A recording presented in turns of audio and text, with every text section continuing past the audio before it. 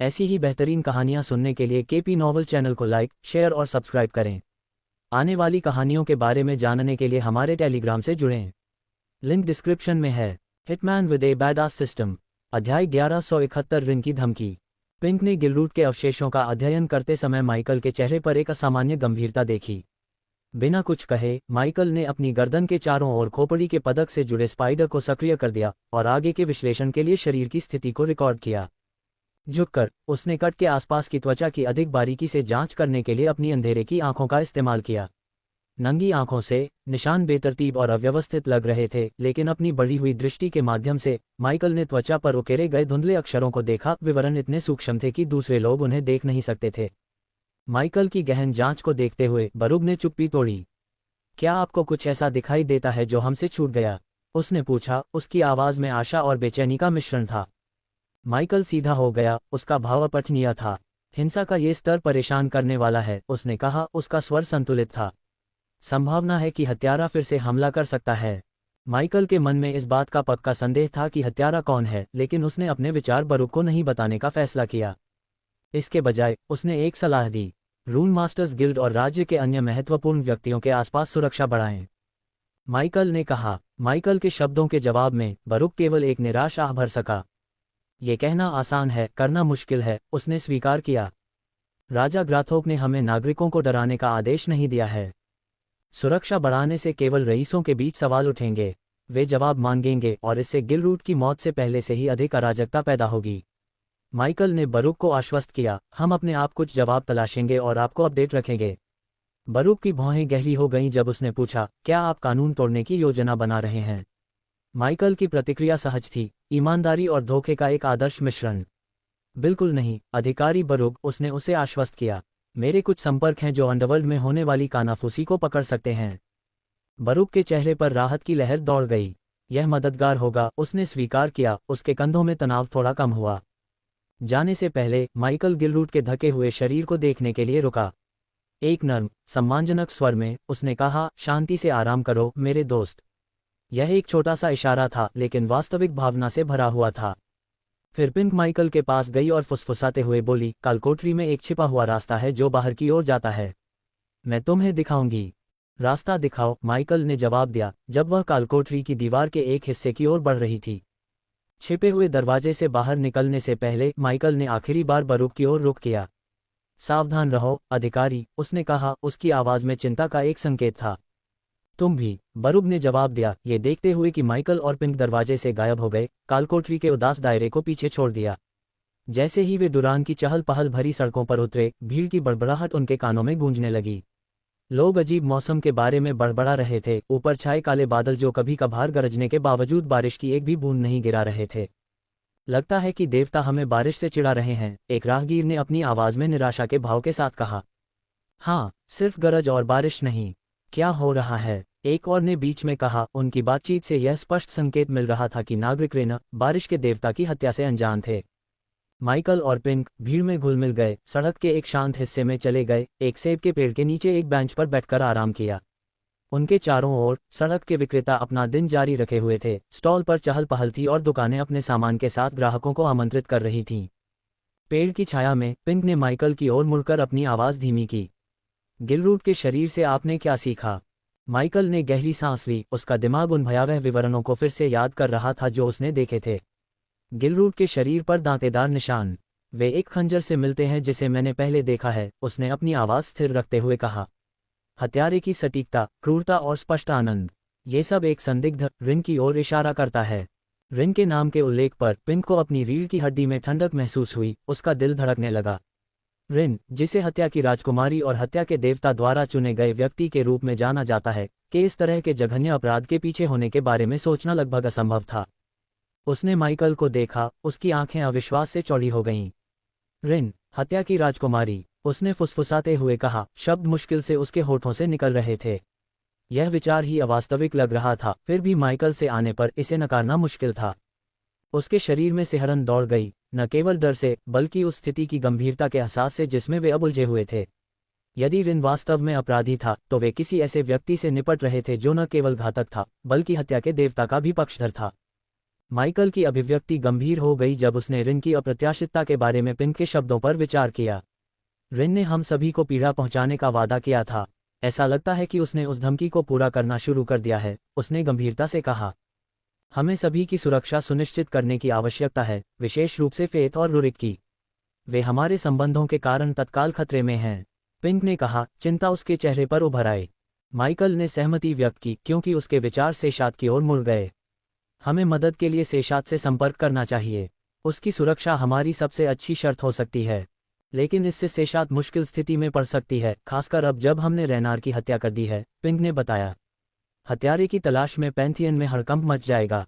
हमारे साथ जुड़ने से उसकी ओर अवांछित ध्यान आकर्षित हो सकता है। जब वे अपने विकल्पों पर चर्चा कर रहे थे तो माइकल की जेब से वेडोरा निकली, जिसने उनकी बातचीत में चिंता की एक और परत जोड़ दी। हम राफेल के बारे में भी नहीं भूल सकते, हाइड्रा ने कहा।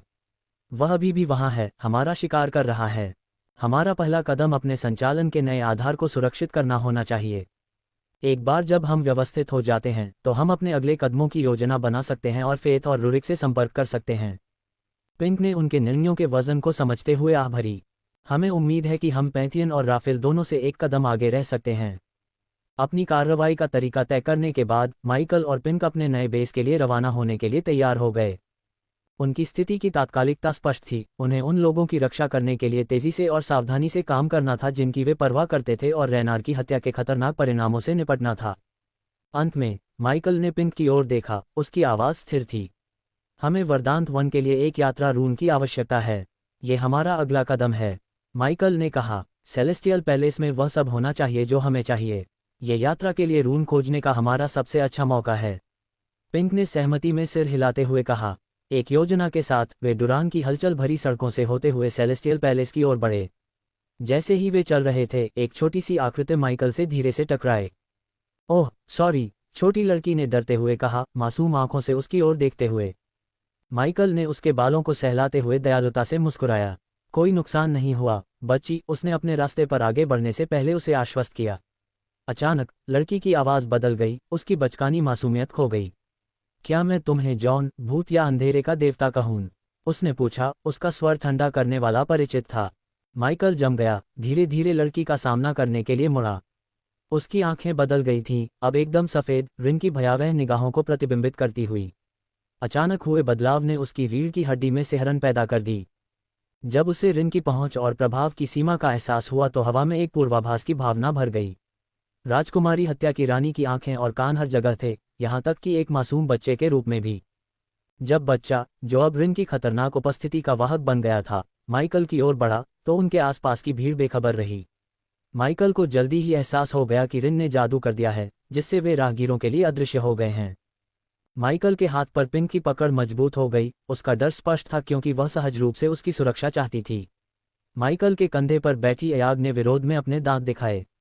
हम तुमसे नहीं डरते, उसने गुर्राते हुए कहा। मैं उम्मीद नहीं करूंगी कि शक्तिशाली वेदोरा डर जाएगी, उसने बच्चे की आवाज़ के जरिए ताना मारा। रिन की हंसी उनके चारों ओर गूंज उठी, एक ठंडी आवाज़ जो हवा में घुलती हुई लग रही थी। झुकते हुए रिन की कठपुतली ने नकली जिज्ञासा के साथ पूछा, क्या तुम्हें वह उपहार पसंद आया जो मैंने तुम्हारे लिए छोड़ा था? माइकल की निगाहें बर्फीली बनी रहीं क्योंकि वह प्रेतग्रस्त बच्चे का सामना कर रहा था। तुमने गिलरूट को क्यों मारा? उसने ठंडे स्वर में पूछा, उसकी आवाज़ स्थिर थी, फिर भी उसमें क्रोध की झलक थी। रिन की हंसी, जो अब पहले से कहीं ज्यादा खतरनाक थी, हवा में गूंज रही थी। ओह, ये सिर्फ मनोरंजन के लिए था, उसने ठंडे भाव से उत्तर दिया। और इसे उस छोटे से खेल का बदला समझो जो तुमने लोहार संघ में सेशात की किताब के साथ खेला था। उसके शब्द हवा में भारी रूप से लटके हुए थे, जो उसके अप्रत्याशित और क्रूर स्वभाव की क्रूर याद दिला रहे थे। रिन के प्रतिशोध की गहराई और उसकी क्रूरता की सीमा को महसूस करते हुए माइकल की अभिव्यक्ति कठोर हो गई। रिन की आवाज़, जो अभी भी बच्चे से निकल रही थी, ने एक गहरे, अधिक अशुभ स्वर को अपनाया क्योंकि उसने अपनी भयावह धमकी जारी की। तुमने मुझे किताब दी होगी, लेकिन तुमने मेरी योजनाओं को बाधित किया और मैं इस तरह के हस्तक्षेप से घृणा करती हूँ, उसने घोषणा की, उसके शब्दों में द्वेष था। चाहे तुम अंधेरे के देवता हो या नहीं, कोई भी बिना परिणाम के मेरा विरोध नहीं कर सकता। माइकल ने शांत लेकिन ठंडे व्यवहार के साथ उसका सामना किया, उसकी धमकियों से बेपरवाह। अब तुम शक्तिशाली महसूस कर सकती हो, लेकिन मुझे दुश्मन बनाना नासमझी होगी, उसने चेतावनी दी। उसकी आवाज़ शांत थी लेकिन उसमें एक छिपी हुई धमकी थी। रिन की प्रतिक्रिया एक दुष्ट हंसी थी, जो एक बेचैन करने वाली खुशी से भरी हुई थी। ओह, मेरे पास तुम्हारे और नश्वर क्षेत्र में तुम्हारे छोटे समूह के लिए बड़ी योजनाएं हैं, उसने व्यंग्यात्मक लहजे में कहा, उसके शब्दों से पैदा हुई बेचैनी से खुश होकर। उसके इस खुलासे पर माइकल के चेहरे पर चिंता की एक झलक दिखाई दी, हालांकि उसने जल्दी से इसे छिपा लिया। रिन की हंसी और तेज हो गई, उसकी स्पष्ट बेचैनी का आनंद लेते हुए। मैं तुम्हारे अधीनस्थों और नश्वर क्षेत्र में जिनकी तुम परवाह करती हो, उनके बारे में सब जानती हूँ, उसने ताना मारा, उसका स्वर भयावह था। उसके शब्दों का निहितार्थ हवा में भारी रूप से लटका हुआ था, जो न केवल माइकल के लिए बल्कि उससे जुड़े सभी लोगों के लिए खतरे का स्पष्ट संकेत था। रिन के ज्ञान की व्यापकता और उससे उत्पन्न खतरे को जानकर माइकल के चेहरे पर उदासी छा गई। अध्याय 1172 ऑपरेशन आई का नया आधार। अपनी आंखों में शैतानी मनोरंजन नाचते हुए रिन ने हंसी उड़ाई। मैं अच्छी तरह से जानती हूं कि तुम्हारे पिछले स्वर ने देवताओं और नश्वरों के बीच क्या व्यवस्था स्थापित की है। वह और करीब झुकी, उसकी मुस्कान चौड़ी होती गई। और मैंने इसे बाईपास करने का एक तरीका खोज लिया है, ताकि दूसरों को सील धारकों को मारने का गंदा काम करने दिया जा सके। उसके शब्द हवा में भारी थे, अशुभ इरादे से भरे हुए। जब हम बात कर रहे हैं तो कोई उन धारकों में से कुछ को खत्म कर रहा है, रिन ने खुलासा किया, उसके स्वर में द्वेष था। माइकल का धैर्य क्षण भर के लिए डगमगा गया, उसके चेहरे पर सदमे और आश्चर्य का मिश्रण स्पष्ट था। रिन के शब्दों के निहितार्थ दूरगामी और बहुत परेशान करने वाले थे। जैसे ही रिन की उपस्थिति फीकी पड़ने लगी, बच्चे का व्यवहार बदल गया। उसकी मुस्कान गायब हो गई, उसकी जगह अहंकार की फुफकार ने ले ली। कभी मत भूलना, मैं हत्या की राजकुमारी हूं, उसने घोषणा की, उसकी आवाज में एक घातक वादा भरा हुआ था। जैसे ही उसकी उपस्थिति समाप्त हुई, बच्चे का शरीर थोड़ा नीचे झुक गया, जादू हट गया और वह भाग गई। ऐसा प्रतीत होता है कि वह भी अभी हुई अशुभ बातचीत से अनजान थी। माइकल वहां खड़ा था, भयानक समाचार को समझ रहा था। उसे पता था कि दांव अभी अभी काफी बढ़ गया था। उसका वास्तव में क्या मतलब था? पिंक की आवाज चिंता से कांप उठी, तनावपूर्ण चुप्पी को तोड़ते हुए। उसकी आंखें भय से चौड़ी हो गई थीं, रिन के शब्दों की गंभीरता को समझते हुए। यदि अवरोध गिर जाता है तो देवता नश्वर क्षेत्र पर आक्रमण कर सकते हैं, उसने जारी रखा, उसकी आवाज में भय भरा हुआ था। नश्वर को पूजा ऊर्जा के मात्र जनरेटर में बदल दिया जा सकता है, जो देवताओं की शक्ति के लिए अतृप्त प्यास को बढ़ाता है। माइकल की अभिव्यक्ति कठोर हो गई, उसकी आंखों में एक भयंकर दृढ़ संकल्प स्पष्ट था। मैं ऐसा नहीं होने दूंगा, उसने दृढ़ता से घोषणा की। उसके स्वर में संदेह की कोई गुंजाइश नहीं थी, जो देवताओं को मजबूत होने से रोकने के उसके दृढ़ संकल्प को दर्शाता था। माइकल के कंधे पर बैठी अयाग ने यथार्थवाद के स्वर में कहा, मुझे ये स्वीकार करने में नफरत है, लेकिन ऐसा नहीं लगता कि रिन धोखा दे रही थी, उसने कहा, उसका सामान्य चंचल स्वर अब गंभीरता से भरा हुआ था। हमें दुरान को छोड़ने की जरूरत है, माइकल ने निष्कर्ष निकाला, उसका दिमाग रणनीतियों और योजनाओं के साथ दौड़ रहा था। रिन की पकड़ से दूर, जहां हम सावधानी से अपना अगला कदम रख सकते हैं। उसकी आवाज में तत्परता ने पिंक को कार्रवाई के लिए प्रेरित किया। वे दोनों समझ गए कि समय बहुत महत्वपूर्ण था और रिन की चौकस निगाह के तहत बिताया गया हर पल जोखिम भरा था। बिना समय बर्बाद किए माइकल और पिंक सेलेस्टियल पैलेस की ओर बढ़े, उनके कदम उद्देश्य में तालमेल बिठाते हुए। महल की भव्यता उनके सामने उभरी, इसकी ऊंची मीनारें स्वर्ग की ओर पहुंच रही थीं, जो राज्य के वास्तुशिल्प चमत्कारों का प्रमाण थीं। विशाल दरवाजे खुले और भव्य हॉल दिखाई दिया, जो अपनी ऊंची छतों, जटिल नक्काशी और चमकते झूमरों से चमक रहा था, जो पॉलिश किए गए संगमरमर के फर्श पर एक हल्की चमक बिखेर रहे थे। उनकी उपस्थिति ने महल के परिचारकों की उत्सुक निगाहों को आकर्षित किया, लेकिन वे बिना रुके अपने ध्यान को अडिग रखते हुए आगे बढ़ते रहे। हॉल में पहुंचने पर एक योगिनी सेल्सगर्ल एक विनम्र मुस्कान के साथ उनके पास आई। उसका पतला रूप महल के कर्मचारियों की पारंपरिक पोशाक में सजी हुई थी, जो लालित्य और कार्यक्षमता का मिश्रण थी। मैं आज आपकी कैसे सहायता कर सकती हूँ? उसने पूछा, उसकी आवाज़ मधुर और स्वागत करने वाली थी। माइकल ने अपना संयम बनाए रखते हुए उत्तर दिया, हम वरदांत वन के लिए एक यात्रा रून की तलाश कर रहे हैं, लेकिन रून मास्टर्स गिल्ड के पास ऐसी यात्राओं के लिए एक दिव्य पोर्टल है। एक अलग यात्रा रून पर काफ़ी राशि क्यों खर्च की जाए? उसने आश्चर्य में अपनी भौहें चढ़ाते हुए पूछा। माइकल ने एक ऐसा उत्तर तैयार किया जिसने उसके असली इरादों को छुपा दिया। हमें शोध उद्देश्यों के लिए इसकी आवश्यकता है, उन्होंने बताया, लेकिन उन्होंने पोर्टेबल पोर्टल के बारे में नहीं बताया। लड़की ने समझ में सिर हिलाया, रून मास्टर्स के विविध और कभी कभी अजीब अनुरोधों की आदी थी। माइकल को एक मानते हुए, खासकर पिंक जैसे आधे औक के साथ, उसने उसके अनुरोध को सामान्यता के दायरे में पाया। कृपया मेरे साथ दूसरी मंजिल पर चलें, युवा मास्टर। उसने उन्हें दूसरी मंजिल पर आने के लिए इशारा किया, जहां उनका स्वागत कांच के रैक की एक सरणी द्वारा किया गया, जिसमें विभिन्न प्रकार के रून उत्कीर्णन के लिए उपकरण और विभिन्न मंत्रमुग्ध करने वाली वस्तुएं भरी हुई थीं। विविधता चौंका देने वाली थी, प्रत्येक वस्तु अपने अद्वितीय ऊर्जा हस्ताक्षर के साथ स्पंदित थी। उन्हें कमरे के एक कोने में ले जाकर उसने कार्ड के आकार के पत्थरों पर उत्कीर्ण विभिन्न यात्रा रूनों को छाना। प्रत्येक रून एक अलग रंग के साथ चमक रहा था, जो उस विशिष्ट गंतव्य को दर्शाता था जिससे वह जुड़ा हुआ था। माइकल की नज़र एक पेड़ के आकार के उत्कीर्णन के साथ एक रून पर टिकी, इसकी नर्म हरी चमक इशारा कर रही थी। इसकी कीमत कितनी है? उसने वरदांत वन रून की ओर इशारा करते हुए पूछा। सेल्सिगरल ने रून से जुड़े मूल्य टैग की जांच की और जवाब दिया, इस रून की कीमत 1 लाख सोने के सिक्के हैं। बिना किसी हिचकिचाहट के माइकल ने अपनी जेब से एक स्पेस रिंग निकाली, जिसमें सोने के सिक्कों की आवश्यक राशि थी। उसने अंगूठी लड़की को दी, जिसने सावधानीपूर्वक राशि गिनकर सत्यापित की। आपकी खरीद के लिए धन्यवाद, उसने माइकल को रून सौंपते हुए कहा। आपका शोध फलदायी परिणाम दे। रून को अपने कब्जे में सुरक्षित रखते हुए माइकल ने अपनी प्रशंसा में सिर हिलाया। पिंक, जो चुपचाप लेन देन देख रही थी, ने माइकल को एक सूक्ष्म सिर हिलाया, उनके मिशन की सफलता को स्वीकार करते हुए। जैसे ही माइकल, वेडोरा और पिंक चहल पहल भरी सड़कों से बाहर निकले, उन्होंने एक अंधेरी गली की शांत गुमनामी की तलाश की। जीवंत सड़कों और गली के एकांत अंधेरे के बीच का अंतर स्पष्ट था, जो उन्हें शहर की चौकस आंखों से राहत का एक पल प्रदान करता था। गली की छायादार सीमा में माइकल का हाथ अभ्यास से सहजता से आगे बढ़ा, अपनी कलाई को हिलाते हुए अपने सिस्टम स्टोरेज से पोर्टेबल पोर्टल को बाहर निकाला। छोटा, घनाकार उपकरण उसकी हथेली में मूर्त रूप ले लिया, इसकी सतह एक अलौकिक चमक से झिलमिला रही थी। सावधानी से उसने नए प्राप्त रून को पोर्टल के ऊपर रख दिया। रून एक नर्म हरे प्रकाश से चमक रहा था। जैसे ही यह पोर्टल की सतह से संपर्क में आया, जीवन से स्पंदित हो गया। पोर्टल ने धीरे से गुनगुनाया। जैसे ही उसने रून की ऊर्जा को अवशोषित किया, इसे अपने तंत्र में एकीकृत किया। माइकल के कंधे पर आराम से बैठी अयाग ने अपनी आंखों में उत्सुकता भरी चमक के साथ पोर्टल को देखा। चलो चलें, उसने कहा। गली की शांति में उसका उत्साह स्पष्ट था। माइकल की ओर से सिर हिलाने पर वह और पिंक आगे बढ़े, पोर्टल में प्रवेश किया। उनके चारों ओर की दुनिया रंगों और रोशनी के भंवर में धुंधली हो गई, क्योंकि पोर्टल का जादू उन्हें घेर रहा था। कुछ ही क्षणों में हलचल भरा शहर, सेलेस्टियल पैलेस की भव्यता और अंधेरी गली पीछे छूट गई, क्योंकि वे हरे भरे जंगल की ओर यात्रा कर रहे थे और अपने नए संचालन के आधार पर जो कुछ भी उनका इंतजार कर रहा था, उसे उजागर करने के लिए तैयार थे। जैसे ही पोर्टल का भंवर कम हुआ, माइकल वेदोरा को अपने कंधे पर बिठाए हुए और पिंक प्रकृति की देवी फ्लोरा के लुभावने क्षेत्र में चले गए।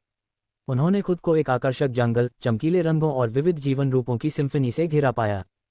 माइकल की निगाहें जंगल में घूमती रहीं, पेड़ों को देखती रहीं जो विशाल विशालकाय से लेकर नाजुक लघु आकार के थे। प्रत्येक पेड़ अद्वितीय था, जिसमें विभिन्न रंगों, पन्ना, नीलम, माणिक और सोने के पत्ते थे। उनके ऊपर एक बहुरूपदर्शक छत्र बना रहे थे। उन जीवों को देखो, पिंक ने विस्मय में कहा, जानवरों के एक समूह की ओर इशारा करते हुए जो हिरण जैसे दिखते थे, लेकिन क्रिस्टलीय सीन थे जो सूरज की रोशनी में हीरे की तरह चमकते थे। पास ही इंद्रधनुषी पंखों वाले पक्षियों का झुंड हवा में उड़ रहा था। उनके पंख उड़ते समय इंद्रधनुषी चमक बिखेर रहे थे। यहाँ की वनस्पतियां ऐसी हैं जैसी मैंने पहले कभी नहीं देखी, पिंक ने बड़बड़ाते हुए कहा। उसकी आंखें आश्चर्य से चौड़ी हो गईं। वह चमकीले रंग के फूलों को देखकर आश्चर्यचकित थी। कुछ उसके सिर जितने बड़े थे और कुछ जो जंगल के फर्श को रोशन करते हुए हल्के से चमक रहे थे। लेकिन माइकल केंद्रित रहा, उसका ध्यान आगे के कार्य पर था। उसने नक्शा निकाला और अपने पर्यावरण स्कैनिंग कौशल को सक्रिय किया, नक्शे के विवरण को अपने दृश्य क्षेत्र पर ओवरले किया। नक्शे का चिन्हित स्थान उसके कौशल के साथ सहजता से सिंक हो गया, जिससे जंगल के बीच से एक स्पष्ट रास्ता दिखाई दिया। हमें चलते रहना चाहिए, माइकल ने कहा, उसकी आवाज़ जंगल के जादू को चीरती हुई थी। हमारा नया संचालन केंद्र यही है।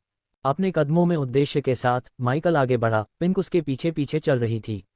अंततः जंगल के हरे भरे विस्तार को पार करने के बाद माइकल, पिंक और वेदोरा माइकल के कंधे पर बैठे एक विशाल मशरूम से भरे समाशोधन में पहुंचे।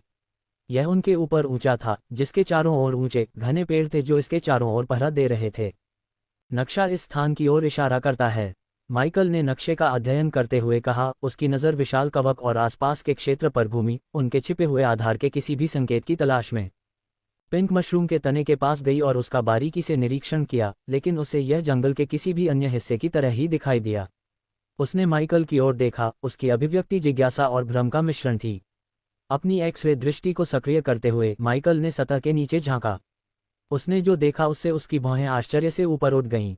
जमीन के नीचे छिपा हुआ एक दूसरा मशरूम, जो जमीन के ऊपर वाले की हूबहू प्रतिकृति था, धरती के भीतर गहराई में बसा हुआ था।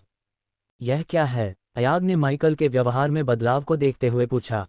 माइकल अपने साथियों की ओर मुड़ा, उसकी आवाज़ में उत्साह की झलक थी। हमारा नया ऑपरेशन बेस भूमिगत है, उसने बताया। हमारे नीचे एक और मशरूम है जो बहुत नीचे छिपा हुआ है। अध्याय 1173 ऑपरेशन 2 का नया आधार। माइकल के रहस्योद्घाटन को समझते ही पिंक की आंखें अविश्वास में चौड़ी हो गईं। भूमिगत, उसने कहा, उसकी आवाज में आश्चर्य और आशंका का मिश्रण था। अयाग, हमेशा संदेहवादी, ने अपनी आंखें घुमाए और शुष्क रूप से टिप्पणी की, बहुत बढ़िया, तो हमें आसानी से जिंदा दफनाया जा सकता है। उसके व्यंग्यात्मक लहजे के बावजूद उसकी आवाज में वास्तविक चिंता का संकेत था। हालांकि माइकल उनकी चिंताओं से विचलित नहीं हुआ। वह अपनी एक्स-रे दृष्टि से भूमिगत मशरूम की संरचना की जांच करना जारी रखता था।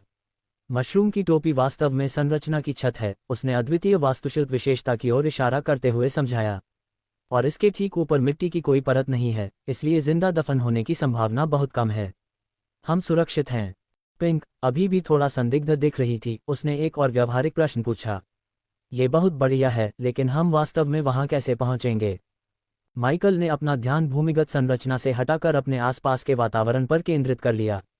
उसने प्रवेश द्वार की तलाश में क्षेत्र को स्कैन किया। उसकी तापीय दृष्टि ने जमीन के ऊपर विशाल मशरूम के तने पर एक हल्की गर्मी का संकेत प्रकट किया। उत्सुकता से उसने देखा कि यह खोपड़ी के आकार का था।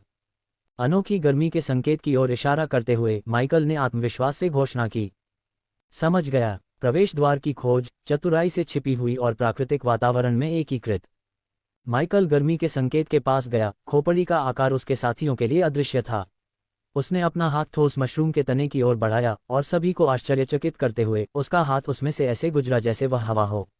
तने की सतह पानी की तरह लहरा रही थी, जिससे उसकी भ्रामक प्रकृति का पता चल रहा था।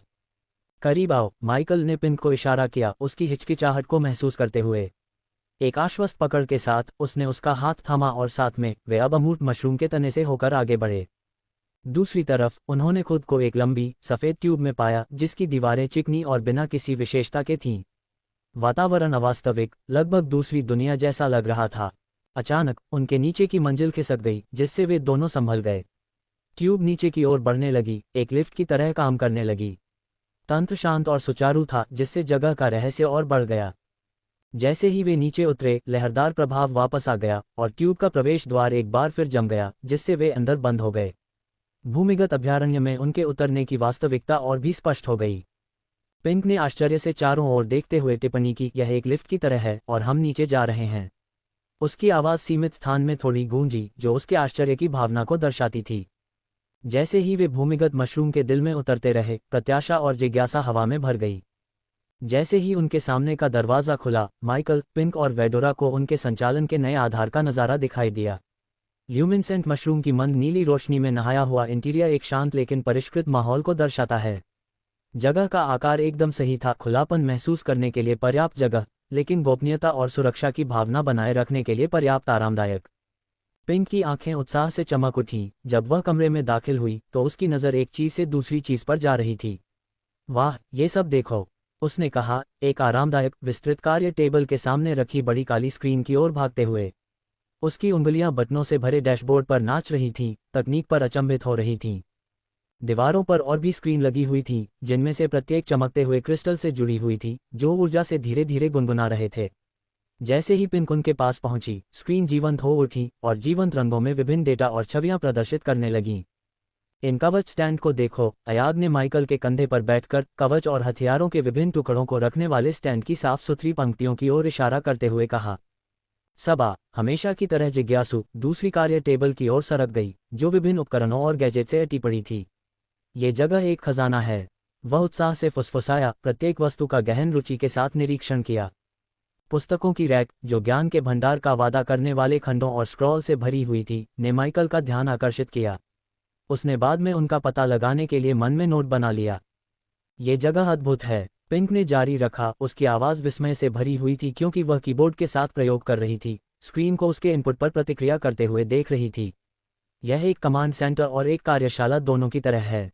इस बीच वेदोरा ने कमरे के कोने कोने की खोजबीन की। ऐसा लग रहा था कि वह उनके नए आश्रय को स्वीकार कर रही है।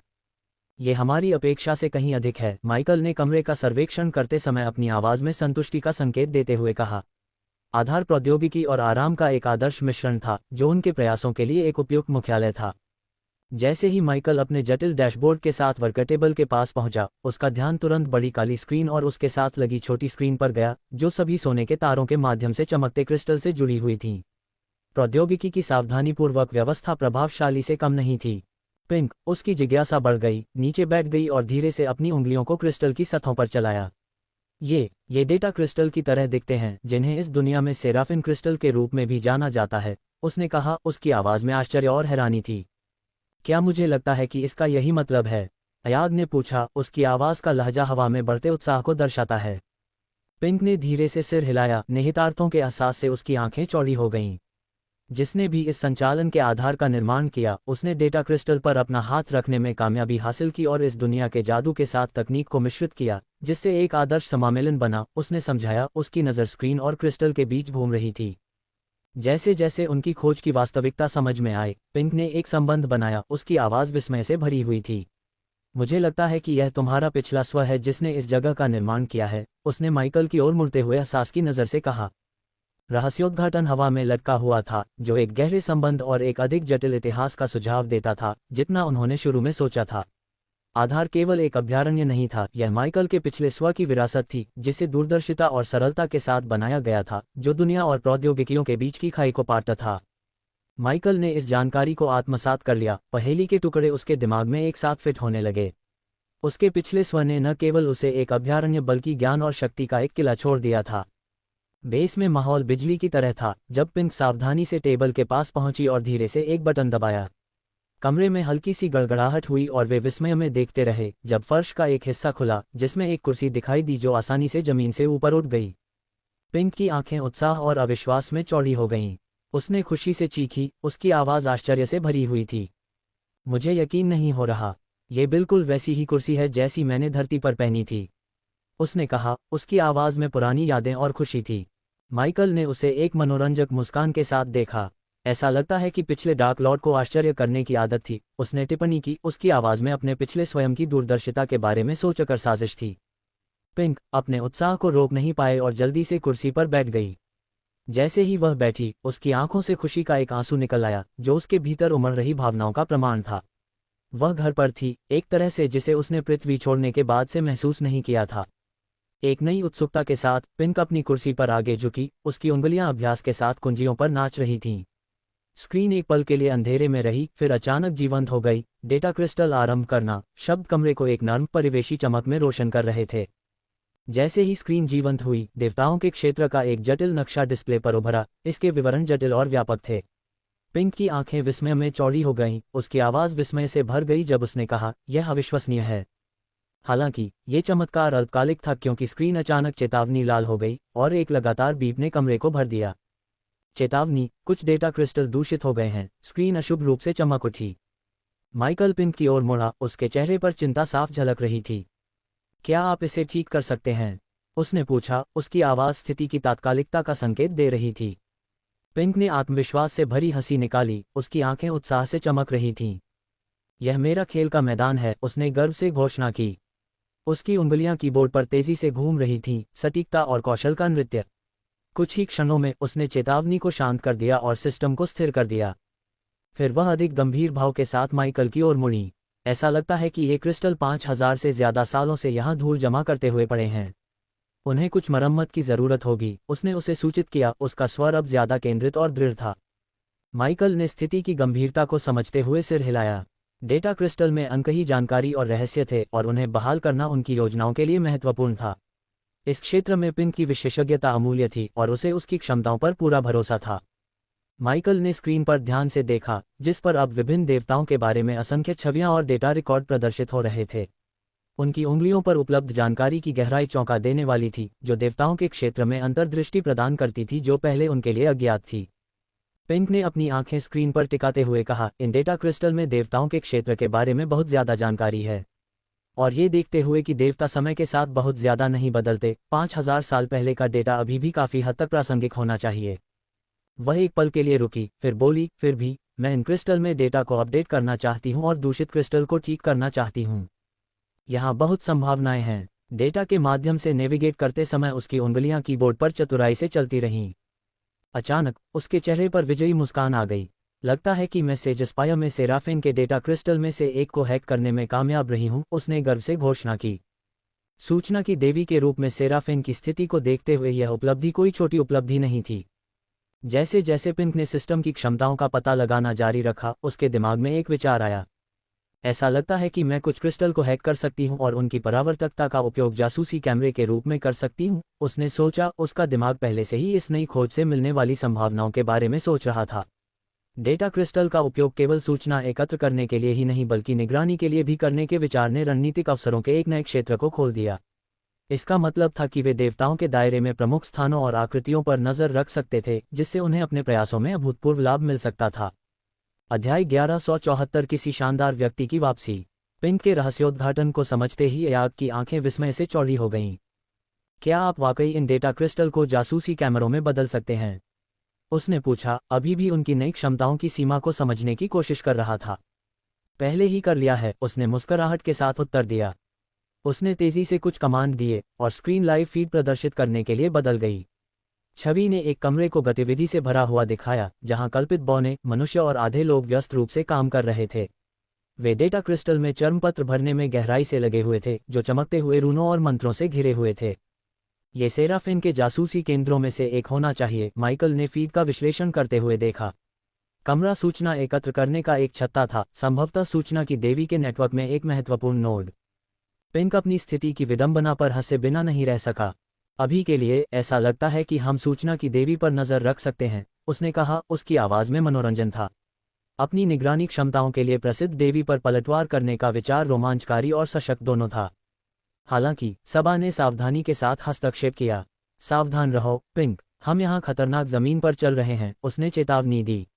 उसका अनुस्मारक एक गंभीर बात थी, जो उनके प्रयास में शामिल जोखिमों को उजागर करती थी। पिंक की आंखें एकाग्रता में सिकुड़ गईं क्योंकि उसने चर्मपत्रों को सुनहरे धब्बों में बदलते देखा जो क्रिस्टल में सहज रूप से एकीकृत हो गए। यह आकर्षक है, उसने जोर से सोचा। ऐसा लगता है कि ये मंत्र चर्मपत्रों पर जानकारी को ऐसे प्रारूप में परिवर्तित कर रहे हैं जिसे ये डेटा क्रिस्टल संग्रहित कर सकते हैं। ये डेटा भंडारण और पुनर्प्राप्ति का एक जादुई लेकिन तकनीकी रूप से उन्नत रूप है। क्या आप यहाँ से इन क्रिस्टल में से और अधिक को हैक कर सकते हैं? उसने पूछा। उसका दिमाग इस तरह की पहुंच के खुलने की संभावनाओं के बारे में सोच रहा था। उसका सवाल सुनकर पिंक की उंगलियां कीबोर्ड पर नाचने लगीं क्योंकि वह क्रिस्टल के नेटवर्क को तोड़ने की कोशिश कर रही थी। एक पल के बाद उसकी अभिव्यक्ति एक फ्राउन में बदल गई। ऐसा लगता है कि इनमें से कुछ क्रिस्टल तक रिमोट एक्सेस ब्लॉक कर दिया गया है। वे बाकी नेटवर्क से अलग थलग दिखाई देते हैं, उसने निराशा के साथ अपने स्वर को स्पष्ट किया। हम किस नेटवर्क के बारे में बात कर रहे हैं? और हमें उस क्रिस्टल से क्या जोड़ता है जिसे आपने पहले ही हैक कर लिया है? माइकल इस नेटवर्क की प्रकृति के बारे में उत्सुक होकर आगे बढ़ा। अगर मुझे अनुमान लगाना होता तो मैं कहता कि यह आकाशीय ऊर्जा है, पिंक ने सोच समझकर जवाब दिया। पिछले डार्क लॉर्ड ने वायुमंडल में मौजूद आकाशीय ऊर्जा को इंटरनेट तरंगों जैसी किसी चीज में बदलने का कोई तरीका निकाला होगा। माइकल ने सिर हिलाया, पिछले डार्क लॉर्ड की सरलता की गहराई को समझते हुए। यह विचार कि आकाशीय ऊर्जा का उपयोग किया जा सकता है और डेटा ट्रांसमिशन के लिए एक माध्यम में परिवर्तित किया जा सकता है, क्रांतिकारी से कम नहीं था। माइकल के लिए यह स्पष्ट था कि उसके पिछले स्व ने इस चमत्कार को प्राप्त करने के लिए सिस्टम का उपयोग किया था। जब पिंक और माइकल फीड का निरीक्षण करना जारी रखते थे तो सेराफिन के जासूसी केंद्र का शांत वातावरण अचानक बाधित हो जाता था। अलार्म बजते थे और कमरा एक स्पंदित लाल रोशनी में नहा जाता था, जो एक तत्काल स्थिति का संकेत देता था। कर्मचारी, जो पहले अपने कार्यों में तल्लीन थे, अब अत्यधिक चिंता की स्थिति में थे। सतर्क कप्तान, आपको ये देखना होगा, एक योगिनी ने पुकारा, उसकी आवाज में तत्परता थी। बेदाग सफेद वस्त्र पहने एक बौना एक स्थिर भाव के साथ फ्रेम में प्रवेश किया। क्या शोर है? उसने पूछा, उसकी गहरी आवाज अधिकार से गूंज रही थी। कप्तान, सेलेस्टियल वैली की निगरानी करने वाले हमारे मंत्र अजीब ऊर्जा उतार चढ़ाव को पकड़ रहे हैं, योगिनी ने तुरंत जवाब दिया। बौने की भौं चिंता में सिकुड़ गई। अधिक विशिष्ट बने, उसने मांग की, उसका स्वर अधिक गंभीर होता जा रहा था। एक आधा व्यक्ति, जो स्पष्ट रूप से हिल गया था, खतरनाक समाचार देते समय हकलाया। ऐसा लगता है जैसे कोई नश्वर क्षेत्र से अवरोध को तोड़ रहा है। इस रहस्योद्घाटन ने कमरे में सदमे की लहर दौड़ा दी। नश्वर क्षेत्र से किसी के द्वारा दो दुनियाओं को अलग करने वाली बाधा को भेदने की धारणा अनसुनी थी। जानकारी को संसाधित करते समय बौने कप्तान का चेहरा सख्त हो गया। ऐसी घटना के परिणाम दूरगामी और संभवतः विनाशकारी हो सकते हैं। अपने सुदूर बेस में पिंक और माइकल ने एक दूसरे की ओर देखा। ये खबर उनके लिए जितनी अप्रत्याशित थी उतनी ही भयावह भी। माइकल की अभिव्यक्ति तब और सख्त हो गई जब उसने जासूसी केंद्र में कल्पित बौनों और हाफलिंग्स को अपना जादू चलाते देखा। बौने के सामने एक सुनहरी अलौकिक स्क्रीन उभरी जो सेलेस्टियल घाटी का जीवंत दृश्य दिखा रही थी। घाटी जो आमतौर पर शांत और अशांत रहती थी, अब एक अभूतपूर्व घटना का केंद्र थी। माइकल ने कहा, मुझे एक बेहतर कोण चाहिए, उसकी आवाज़ में तत्परता थी। पिंक ने स्थिति की गंभीरता को समझते हुए उनके दृश्य को बेहतर बनाने के लिए तेजी से अन्य डेटा क्रिस्टल में हैकिंग शुरू कर दी। माइकल के सामने स्क्रीन टिमटिमाने और स्थानांतरित होने के साथ ही पिंक ने घोषणा की, समझ गया। अब बौने के ठीक पीछे का परिप्रेक्ष्य दिखा रहा था, जो सामने आ रही अराजकता का स्पष्ट दृश्य प्रस्तुत कर रहा था। मुझे पता था कि रिन झूठ नहीं बोल रहा था, अयाग ने अपनी आवाज़ में चिंता का संकेत देते हुए कहा। स्क्रीन पर सेलेस्टियल घाटी के आकाश में एक शक्तिशाली काला भंवर बन गया था। यह एक ऐसा दृश्य था जिस पर विश्वास करना मुश्किल था। उनकी दुनिया के ताने बाने में एक दरार थी। जासूसी केंद्र में काम करने वाले कर्मचारी स्पष्ट रूप से हिल गए थे, उनकी आवाज़ें घबराहट और अविश्वास से भरी हुई थीं। कोई व्यक्ति नश्वर क्षेत्र से पोर्टल के माध्यम से आ रहा है, एक कर्मचारी चिल्लाया। उसकी आवाज़ में मौजूद सभी लोगों का सामूहिक आश्चर्य गूंज रहा था। जैसे ही दृश्य स्क्रीन पर सामने आया, सेराफेन के जासूसी केंद्र के बौने कप्तान ने विस्मय और आशंका के साथ अपनी टिप्पणियों को आवाज़ दी। पोर्टल सेलेस्टियल घाटी से सभी प्रकार के जीवों और भयावहताओं को अपनी ओर खींच रहा है, उसने कहा। उसकी आंखें सुनहरे ईथर स्क्रीन से कभी नहीं हटीं। ये कमीना जो उस पोर्टल से आने की हिम्मत करता है, वह विश्वसनीय रूप से बहादुर या मूर्खता से अनजान होना चाहिए। वे सीधे मौत के जाल में जा रहे हैं, बौने ने कहा। उसके स्वर में सम्मान और चिंता का मिश्रण था। माइकल के विचार सेलेस्टियल घाटी में उसके सामने आए भयानक जीवों की ओर चले गए। झुंड, विशाल सेंटीपीड और अदृश्य पैंथर की यादें उसके दिमाग में हमेशा ताज़ा रहीं। प्रत्येक जानवर अपने आप में एक दुर्जय इकाई थी, जो सबसे बहादुर आत्माओं के दिलों में भी आतंक पैदा करने में सक्षम थी। पिंक ने स्क्रीन की ओर इशारा करते हुए कहा, देखो, इसे देखो। सुनहरी स्क्रीन पर राक्षसों और जानवरों की एक भयानक सरणी दिखाई दे रही थी, जिनमें से प्रत्येक पिछले से अधिक भयानक था, जो आकाश में घूमते हुए काले भंवर की ओर भाग रहा था। वहां उस्तरा तीखे पंजे वाले जीव थे, अन्य के कई सिर और आंखें अंधेरे में चमक रही थीं, और कुछ ऐसे थे जो किसी भी प्राकृतिक वर्णन को चुनौती देते थे। उनके रूप दुष्स्वप्न और वास्तविकता का एक अराजक मिश्रण थे। माइकल के कंधे से ध्यान से देख रहे अयाग ने हवा में लटके सवाल को आवाज़ देने से खुद को नहीं रोक पाया। उस पोर्टल से कौन आ रहा है? जैसे ही सेराफिन के जासूसी केंद्र में तनाव बढ़ा, एक एल्फ जो स्पष्ट रूप से चिंतित था, बौने कप्तान की ओर मुड़ा। हमें क्या करना चाहिए, कप्तान? उसने अनिश्चितता के साथ अपनी आवाज़ में थोड़ा कांपते हुए पूछा। बढ़ती चिंता के बीच दृढ़ निश्चयी व्यक्ति बौने ने शांत लेकिन दृढ़ स्वर में उत्तर दिया। हमें देवी सेराफिन को तुरंत सचेत करने और प्रतीक्षा करने की आवश्यकता है, उसके निर्देश। ऐसी अभूतपूर्व परिस्थितियों में केवल वही हमारी कार्यवाही का निर्णय ले सकती है। उसकी आंखें सुनहरी स्क्रीन पर टिकी थीं, जो सेलेस्टियल घाटी में हो रहे अराजक दृश्य को लगातार प्रदर्शित कर रही थी। पोर्टल की ओर आने वाले जानवरों की संख्या बढ़ती जा रही थी, हर एक पिछले वाले से ज्यादा खतरनाक था। बौना ध्यान से देख रहा था, उसे पता था कि यह कोई साधारण घटना नहीं थी, बल्कि एक संभावित मोड़ था जिसके दूरगामी परिणाम हो सकते थे। अभी के लिए हमारा सबसे अच्छा तरीका यह है कि हम प्रतीक्षा करें और देखें कि उस पोर्टल से कौन निकलता है, उसने कहा। उसकी आवाज़ स्थिर थी, फिर भी उसमें जिज्ञासा का एक संकेत था। जो कोई भी या जो भी इन चीज़ों का सामना करने की हिम्मत करता है, वह या तो अविश्वसनीय रूप से शक्तिशाली या मूर्ख, या दोनों होना चाहिए। हम जल्द ही पता लगा लेंगे, बौने ने कहा। जासूसी केंद्र में सभी ने अपनी सांस रोक रखी थी, उनकी आंखें स्क्रीन पर चिपकी हुई थीं। जब वे सभी स्क्रीन पर टकटकी लगाए देख रहे थे, पिंक माइकल की ओर मुड़ी, उसकी जिज्ञासा बढ़ गई। आपको क्या लगता है कि उस पोर्टल से कौन बाहर आ रहा है? उसने पूछा, उसकी आवाज़ में आशंका थी। अपनी सामान्य शांति बनाए रखते हुए माइकल ने जवाब दिया, कोई जानकारी नहीं। फिर भी अपने उदासीन व्यवहार के बावजूद बेचैनी की भावना ने उसे जकड़ लिया। वह हमेशा अपनी भावनाओं को नियंत्रित करने में माहिर था, लेकिन ये स्थिति अलग, अप्रत्याशित और संभावित रूप से विनाशकारी थी। ऐसा लगता है कि रिन किसी को उन मोहरों को तोड़ने के लिए मजबूर कर सकती है। अगर वह सफल हो जाती है तो ये सभी के लिए विनाश का कारण बन सकता है, अयाग ने पूछा। बातचीत में शामिल होते हुए कैन ने अपना दृष्टिकोण जोड़ा। हालांकि यह अजीब है, अगर रिन में ये सब करने की क्षमता थी तो उसने ऐसा क्यों नहीं किया? ऐसा लगता है कि हम एक असामान्य खामी या घटना देख रहे हैं। इस बीच माइकल की आंखें स्क्रीन पर टिकी रहीं, सेलेस्टियल वैली में दृश्य को देखते हुए। हमें जल्द ही अपने जवाब मिल जाएंगे, उसने कहा। उसकी नज़र स्क्रीन से कभी नहीं हटी। जो कोई भी या जो भी उस पोर्टल से निकलेगा, वह संभवतः ये समझने की कुंजी रखेगा कि यहाँ वास्तव में क्या हो रहा है। जैसे ही अयाग की हताशा भरी दहाड़ कमरे में गूंजी, तनाव साफ झलक रहा था। बिना किसी चेतावनी के एक चमकदार सुनहरा तीर द्वार में घुस गया, जिससे एक भयंकर विस्फोट हुआ, जिससे कई चील जैसे राक्षस आग की लपटों में घिरकर जमीन पर गिर पड़े। इस अराजकता के बीच द्वार से एक आकृति उभरी, एक काले बालों वाली महिला जो काले कवच में लिपटी हुई थी, एक सुनहरा धनुष चला रही थी। उसका प्रवेश किसी शानदार दृश्य से कम नहीं था, जो उसके पराक्रम का एक ज्वलंत प्रमाण था। माइकल का दिल अनजाने में ही धड़क उठा, जबकि अयाग और सबा केवल अपनी आंखें चौड़ी करके पहचानते हुए देख सकते थे। इस महिला की पहचान में कोई गलती नहीं थी। क्या वह गया है? माइकल ने अविश्वास से भरी आवाज में कहा। इस एहसास ने उसे बिजली के बोल्ट की तरह मारा, जिससे उसके भीतर कई तरह की भावनाएं जाग उठीं। अध्याय 1175। कोई संयम नहीं दिखाते हुए। माइकल एक पल के लिए जम गया। उसकी निगाहें गया के प्रवेश को दिखाने वाली स्क्रीन पर टिकी हुई थीं। उसकी पत्नी, राक्षसों की देवी, एक तूफान की तरह पोर्टल से उभरी। उसकी उपस्थिति प्रभावशाली और शक्तिशाली थी। यह एक ऐसा नज़ारा था जिसने उसके भीतर भावनाओं के बवंडर को जगा दिया। अयाग की आवाज़ ने स्तब्ध चुप्पी को चीर दिया। उसके स्वर में खुशी और चिंता का मिश्रण स्पष्ट था। वह यहाँ क्या कर रही है?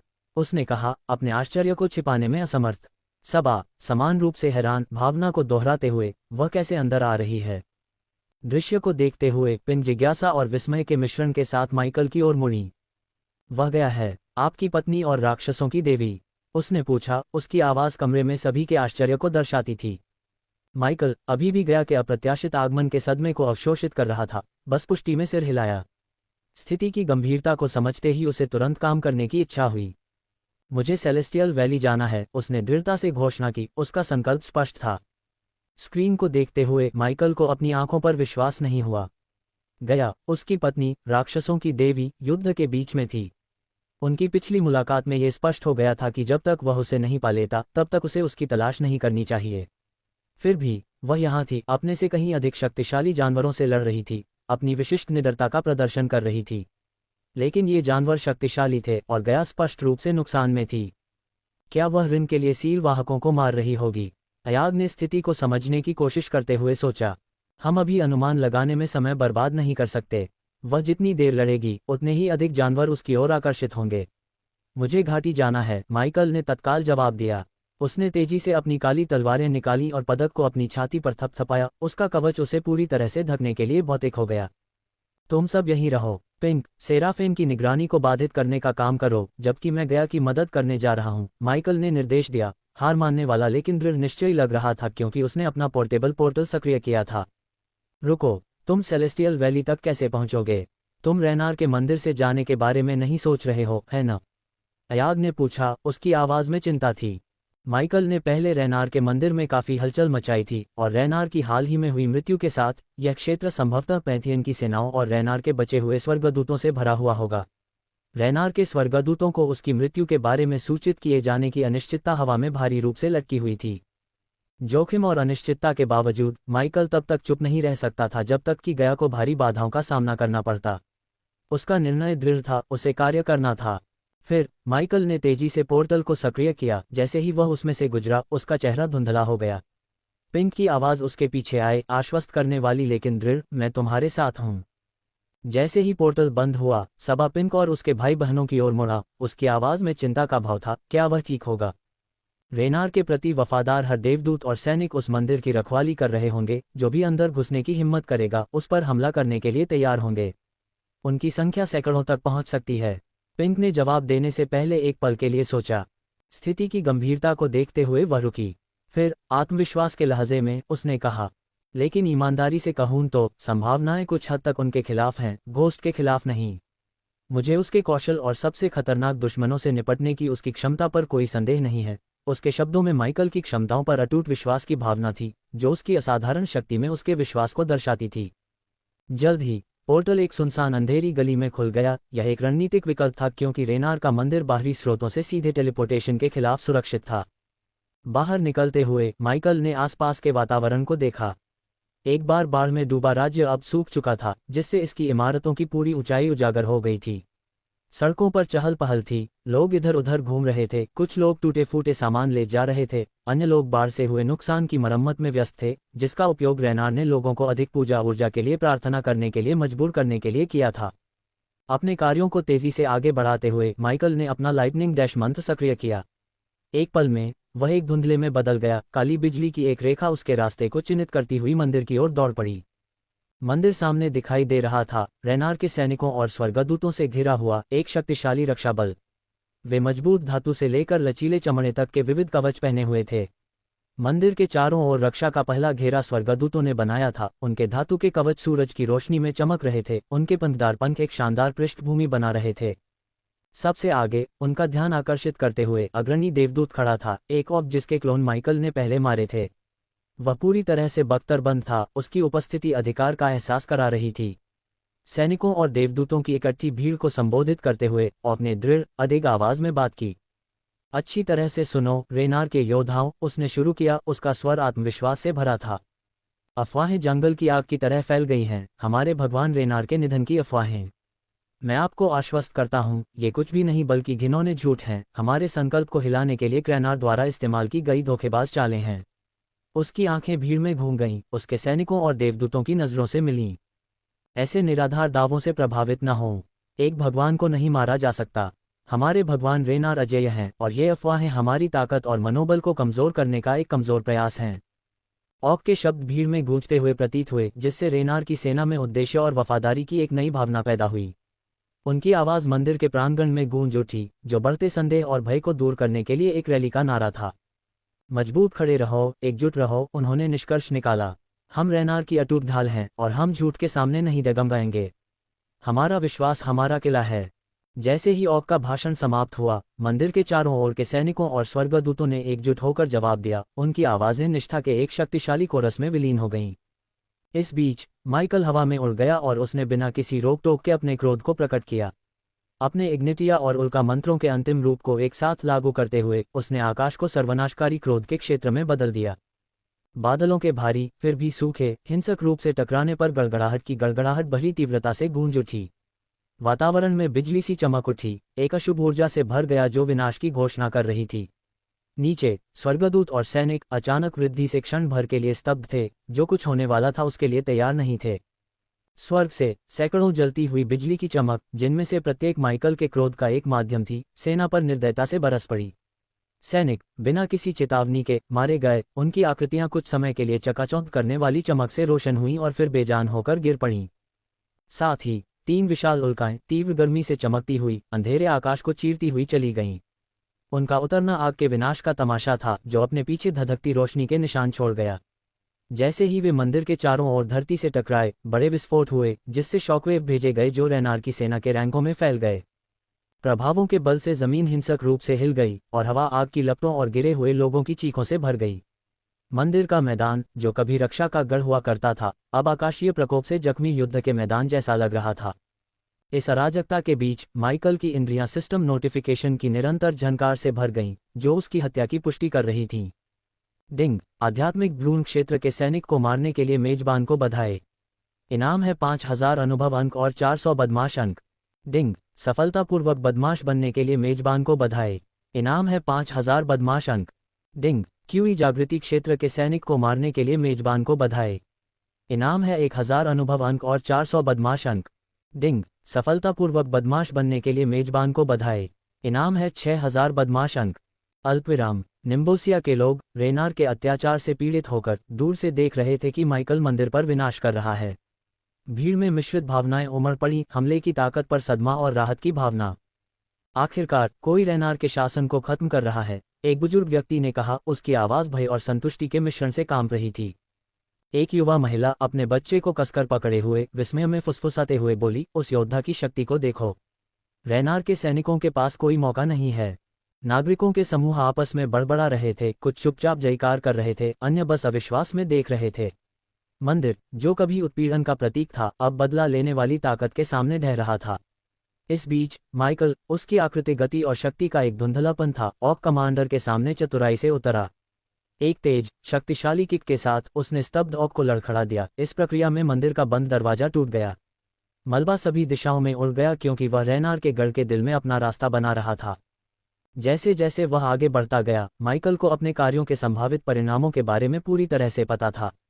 राफेल और पैंथियन निश्चित रूप से निम्बोसिया में शक्ति के उछाल और अराजकता को महसूस करेंगे, लेकिन उसने इसकी परवाह नहीं की। उसका ध्यान एकमात्र था सेलेस्टियल घाटी में गया तक पहुंचना।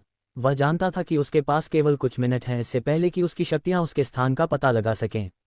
लेकिन वह यह भी जानता था कि वे उस तक पहुंचने से पहले ही सेलेस्टियल घाटी में पहुंच जाएंगे, भले ही वे उसे ठीक से पहचान लें।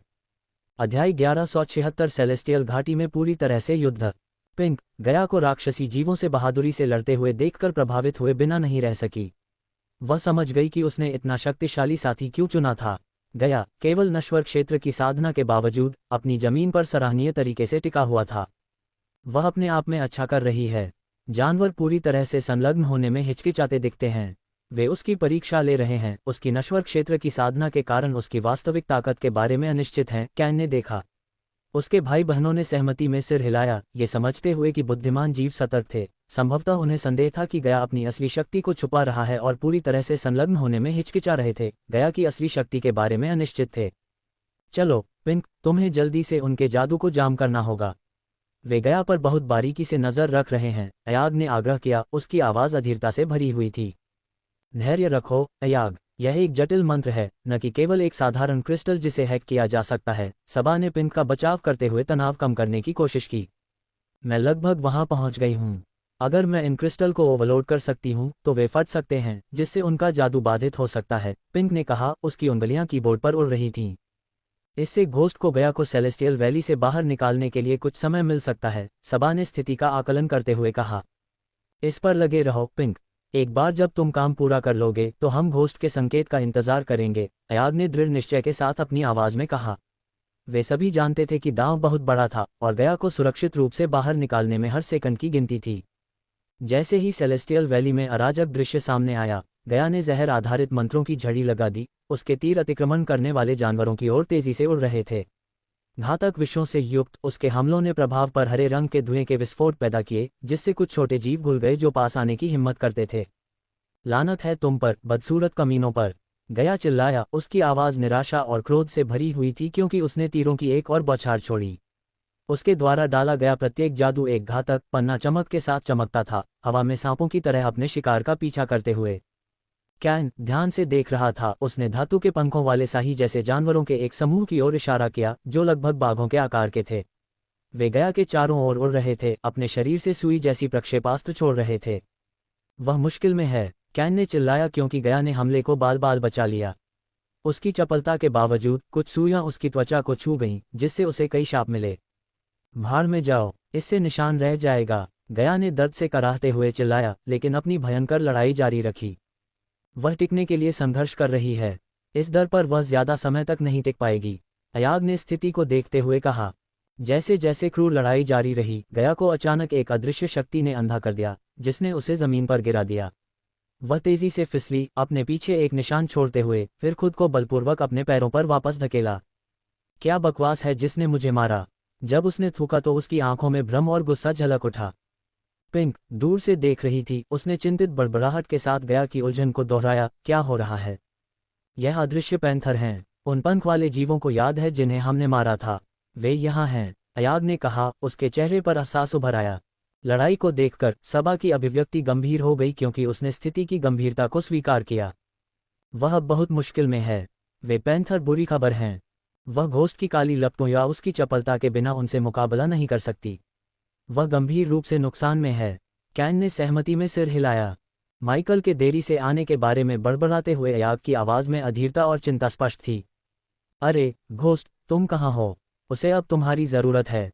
जब गया ने जानवरों के लगातार हमले को बहादुरी से रोका तो उसकी हताशा और क्रोध साफ झलक रहा था। शक्तिशाली झटकों और कुशल चकमा देने के बीच वह अराजकता में चिल्लाई, आखिर तुम कहाँ हो इंसान? उसकी आवाज में क्रोध और हताशा का मिश्रण था, जो घाटी में गूंज रहा था। अदृश्य तेंदुओं ने लगातार उस पर हर तरफ से हमला किया। उनके हमलों से वह लड़खड़ा गई और खून की खांसी होने लगी।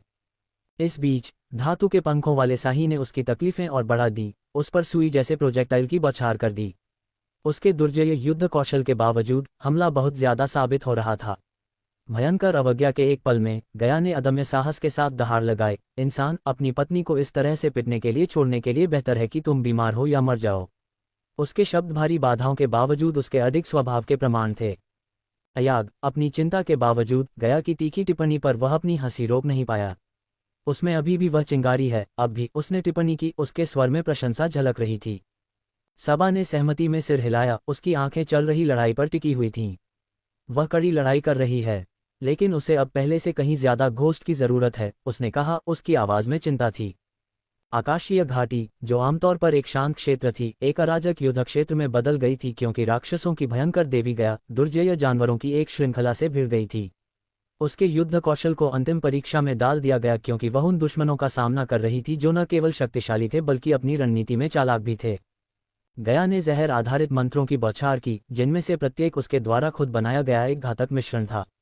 हालांकि घाटी के बुद्धिमान जानवर उसके हमलों से बचने में माहिर थे, प्राकृतिक इलाके का अपने फायदे के लिए इस्तेमाल कर रहे थे। पंख वाले शाही अपने धातु के पंखों के साथ ऊंची उड़ान भरते हुए सुइयों की बौछार छोड़ते हुए जो घातक ओलों की तरह बरस रहे थे। गया ने मुड़ मुड़ कर हमला किया, बाल बाल बचकर। हर बार जब वह बचकर निकल रही थी तो उसका कवच खनक रहा था। चलो तुम काय प्राणी, क्या तुम्हारे पास बस इतना ही है? गया ने ताना मारा, उसकी आवाज में क्रोध और अवज्ञा दोनों थे। अपने छिपे हुए दृष्टिकोण से पिंक ने उत्सुकता से देखा, बड़बड़ाते हुए, वह बहादुर है लेकिन वे जानवर निर्दयी हैं। भूत को जल्दी करने की जरूरत है। माइकल के कंधे पर बैठी एआग ने हताशा में गुर्राते हुए कहा, वह मजबूत है लेकिन उसकी भी सीमाएं हैं। वे लानत मलामत वाले अदृश्य तेंदुए गंदा खेल रहे हैं। सबा ने चिंता से भरी आवाज में कहा, वे तेंदुए छाया से हमला कर रहे हैं, वह उन्हें आते हुए नहीं देख सकती। गया के लड़ते रहने के दौरान घाटी में युद्ध की आवाजें गूंज उठीं। उसके पैरों के नीचे जमीन हिल गई क्योंकि उसने कई जहरीले मंत्रों का इस्तेमाल किया, जिससे जहरीले धुएं के बादल बन गए जिसने कुछ समय के लिए जानवरों की प्रगति को धीमा कर दिया। लेकिन बुद्धिमान प्राणियों ने जल्दी से खुद को ढाल लिया, खुद को बचाने के लिए घने पत्ते और चट्टानों का इस्तेमाल किया। अचानक शेर और गैंडे के बीच का एक विशालकाय जानवर गया पर हमला कर दिया। वह एक तरफ लुढ़क गई, लेकिन उसके सींग वाले हमले से बाल बाल बच गई। जैसे ही उसने अपना संतुलन संभाला, अदृश्य तेंदुओं ने फिर से हमला किया। उनके पंजों ने उसकी भुजाओं पर गहरे घाव कर दिए। उसके घावों से खून बहने लगा, लेकिन गया का हौसला नहीं टूटा। मुझे हराने के लिए तुम्हें इससे बेहतर करना होगा। गया ने चिल्लाते हुए तीरों की एक और बौछार की, जिनमें से प्रत्येक में उसके सबसे घातक जहर की नोक थी। तीरों ने अपने निशाने पर निशाने बनाए, जिससे कई छोटे जानवर गिर गए। अफरा तफरी के बीच एक विशालकाय चील जैसा प्राणी आसमान से नीचे आया, उसके पंजे गया पर निशाना साध रहे थे। एक तेज गति से उसने अपनी तलवार निकाली और उसके पंजे काट दिए, जिससे वह प्राणी दर्द से चीखते हुए हवा में वापस लौट आया। यह पागलपन है, वह पूरी सेना से लड़ रही है, पिंक ने कहा। उसकी आंखें अविश्वास से चौड़ी हो गई थीं। जैसे जैसे लड़ाई आगे बढ़ी, गया की सांसें भारी होती गईं, उसकी हरकतें थोड़ी धीमी होती गईं, लेकिन उसका दृढ़ संकल्प कभी कम नहीं हुआ। वह जानती थी कि वह इसे अनिश्चित काल तक जारी नहीं रख सकती। उसे बैकअप की जरूरत थी और उसे इसकी जल्दी जरूरत थी। जैसे ही जानवरों की एक और लहर उस पर घिरी, गया ने उनके हमले के लिए खुद को तैयार किया, अपनी आखिरी सांस तक लड़ने के लिए तैयार। सेलेस्टियल घाटी के भीतर उथल पुथल भरे युद्ध के बीच गया ने खुद को अपने चारों ओर मौजूद राक्षसी जीवों की भारी ताकत से हताश पाया। प्रत्येक जानवर पिछले से ज्यादा भयानक, बढ़ती हुई क्रूरता के साथ उस पर दबाव डाल रहा था। घाटी, जो कभी प्राकृतिक सुंदरता का आश्रय स्थल थी, एक दुर्लभ क्षेत्र में बदल गई थी। ये शापित जानवर मेरी अपेक्षा से ज्यादा शक्तिशाली हैं, गया ने बड़बड़ाते हुए कहा। उसकी सांसें थकान से भरी हुई थीं। रिन, जरील, मुझे इस नारकीय जाल में भेजने का तुम्हें पछतावा होगा। जीव, उसकी कमजोर होती स्थिति को भांपते हुए उन्होंने अपने हमले तेज कर दिए। उन्हें एहसास होने लगा था कि उनके सामने खड़ी देवी अपनी दुर्जय प्रतिष्ठा के बावजूद अजेय नहीं थी। उनके हमले और भी ज्यादा समन्वित और क्रूर हो गए और उसकी रक्षा में हर कमी का फायदा उठाने लगे। गया का काला कवच, जिसने अब तक उसे सबसे बुरे हमलों से बचाया था, अब घिसने लगा था। इसकी सतह पर चिप्स और दरारें दिखाई देने लगीं, जो इस बात का एक दृश्य प्रमाण था कि उसे कितनी बेरहमी से पीटा गया था। अंदर गया को युद्ध के तनाव का एहसास हो रहा था। उसकी हरकतें धीमी हो रही थीं, उसकी प्रतिक्रियाएं कम तीखी हो रही थीं। उसके सूट से जुड़ी एपीडी ने ज्यादा समय तक काम किया, उसके रक्त प्रवाह में उपचार औषधियां डालीं, लेकिन यह उसके द्वारा झेली गई चोटों के साथ तालमेल बिठाने के लिए मुश्किल से ही पर्याप्त था। जैसे ही उसने धातु के पंखों वाले शाही में से एक के वार को रोका, एक छाया उसके ऊपर मंडरा रही थी। एक विशाल चील अपने पंजे खोले हुए और जानलेवा इरादे से भरी आंखों से उसकी ओर झपट्टा मार रही थी। गया ने खुद को इस झटके के लिए तैयार कर लिया, ये जानते हुए कि वह एक और सीधा प्रहार झेलने में सक्षम नहीं हो सकती। उसी क्षण जब चील की चीख हवा में गूंजी, एक काली तलवार अविश्वसनीय गति से आकाश में फैल गई। इसने चील को बीच उड़ान में ही घायल कर दिया। इसकी तेज धार ने चील के शरीर को छेद दिया और उसे जमीन पर दबा दिया। गया, जो मारा जाने से बस कुछ इंच दूर था, सदमे और राहत में ऊपर देखने लगा। काली तलवार के आने से, जो इतनी सटीकता और ताकत से फेंकी गई थी, पल भर में ही स्थिति बदल गई। गया को पता था कि केवल एक ही व्यक्ति था जो इतनी समय पर सहायता भेज सकता था, उसका पति माइकल। अध्याय 1177 प्रतिक्रिया का समय। जैसे ही सेलेस्टियल घाटी के चारों ओर की छायाएं अलग हुईं, माइकल आगे बढ़ा, प्रतिशोध के भूत की तरह उभर कर आया। उसकी उपस्थिति ने तुरंत गया के दिल में खुशी की चिंगारी जला दी। उसकी आवाज़ युद्ध के मैदान में एक विजयी जयकार के साथ गूंज उठी, जब वह एक लंबे कष्टदायक वर्ष के बाद अपने पति को देख रही थी। अब पिंक, माइकल ने कॉमलिंक के माध्यम से आदेश दिया, उसे क्रिस्टल के अधिभार को आरंभ करने का संकेत देते हुए सेराफेन के जासूसी केंद्र के निगरानी मंत्र को प्रभावी रूप से बाधित किया। बिना किसी हिचकिचाहट के माइकल आकाश की ओर बढ़ गया। उसकी उपस्थिति ने आसपास के हर जानवर का ध्यान आकर्षित किया। एक तेज, शक्तिशाली गति के साथ उसने लपटों की अंगूठी को छोड़ दिया। उसके पास से एक झुलसाने वाले घेरे में काली आग की लहरें निकलीं, जो युद्ध के मैदान में दहाड़ रही थीं। लपटों ने साही को जला दिया और पहले अदृश्य पैंथरों को प्रकट किया। उनके फर जल गए और धुआं निकल गया, जिससे उनका चुपके का लाभ छीन लिया गया। इस भीषण हमले के बीच माइकल ने बिना किसी प्रयास के अपनी काली तलवारें हवा में उछाल दीं। फिर उसने अपने शस्त्रागार से बर्फीले ठंडे सिर वाला युद्ध हथौड़ा दुर्जय डूम्सब्रिंगर निकाला। इसे कसकर पकड़ते हुए उसने इसके भीतर स्थित प्राचीन बर्फ के कोर को सक्रिय किया, जिससे युद्ध के मैदान में गहरी ठंड की लहर दौड़ गई। उनकी गांड मारो। अपने पति की कच्ची शक्ति को देखकर गाय उत्साह में चिल्लाने से खुद को रोक नहीं पाए। जमीन को हिला देने वाले प्रभाव के साथ माइकल ने डूम्सब्रिंगर को जमीन पर गिरा दिया। तीव्र ठंड का एक विस्फोट बाहर की ओर फैला, जिसने तुरंत ही गया को छोड़कर उसके आसपास की हर चीज को जमा दिया। भयंकर विस्फोट में फंसे जानवर स्थिर हो गए, उनकी हरकतें अचानक अत्यधिक ठंड से रुक गईं। माइकल की काली तलवारें मौत के अपने हवाई नृत्य को पूरा करने के बाद सटीकता के साथ उतरीं और आसानी से उसकी पीठ पर म्यान में समा गईं। एक तरल गति में उसने हाथ बढ़ाया और गया को अपने करीब खींचा। उसकी पतली कमर उसके बख्तरबंद हाथ के वक्र में पूरी तरह से फिट हो रही थी। एक संक्षिप्त क्षण के लिए गया ने खुद को अवाक पाया। उसकी आंखें माइकल के अंधेरे हेलमेट के नीचे से टकरा रही थीं। बिना एक शब्द कहे माइकल ने अपने पोर्टेबल पोर्टल को सक्रिय कर दिया, जिससे ऊर्जा का एक घूमता हुआ भंवर बना जो भागने और सुरक्षा का वादा करता था। उसने गया को एक आश्वस्त करने वाला सिर हिलाया। उसके हाव भाव में सुरक्षा का अनकहा वादा स्पष्ट था।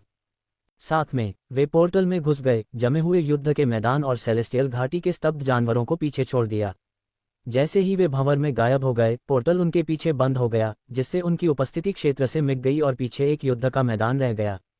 जैसे ही माइकल और गया फ्लोरा के डोमेन वरदांत वन के हरे भरे विस्तार में प्रकट हुए, माइकल ने गया की कमर पर अपनी पकड़ ढीली कर दी।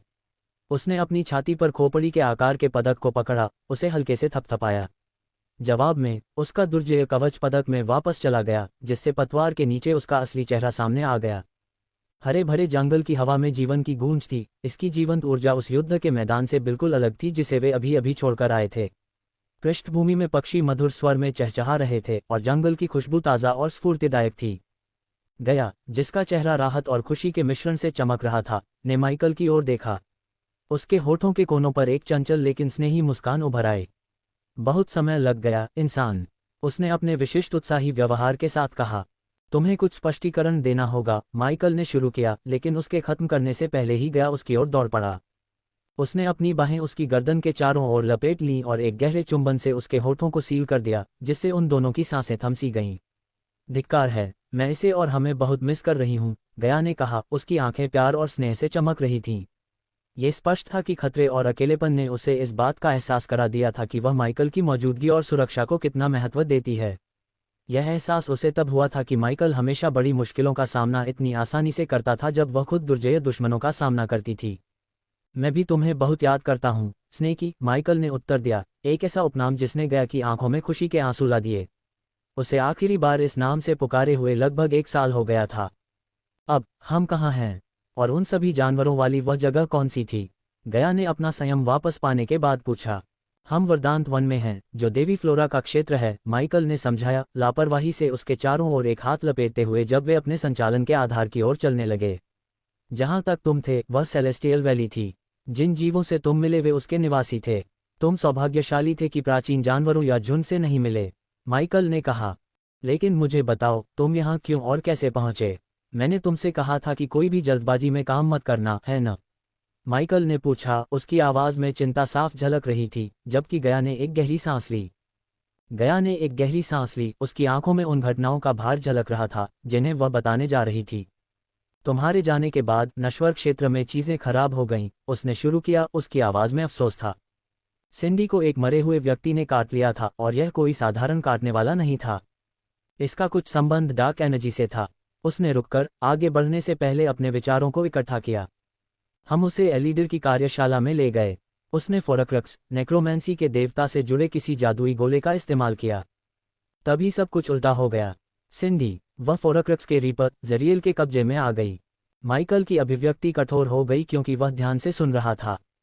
जरियल ने सिंडी के जीवन के बदले में नेदर दायरे से अपनी रिहाई की मांग की, गया ने कहा। उसकी हताशा स्पष्ट थी। ओलिविया, नित्रोएल और अन्य लोग भी वहां थे। हमने बहस की कि क्या करना है।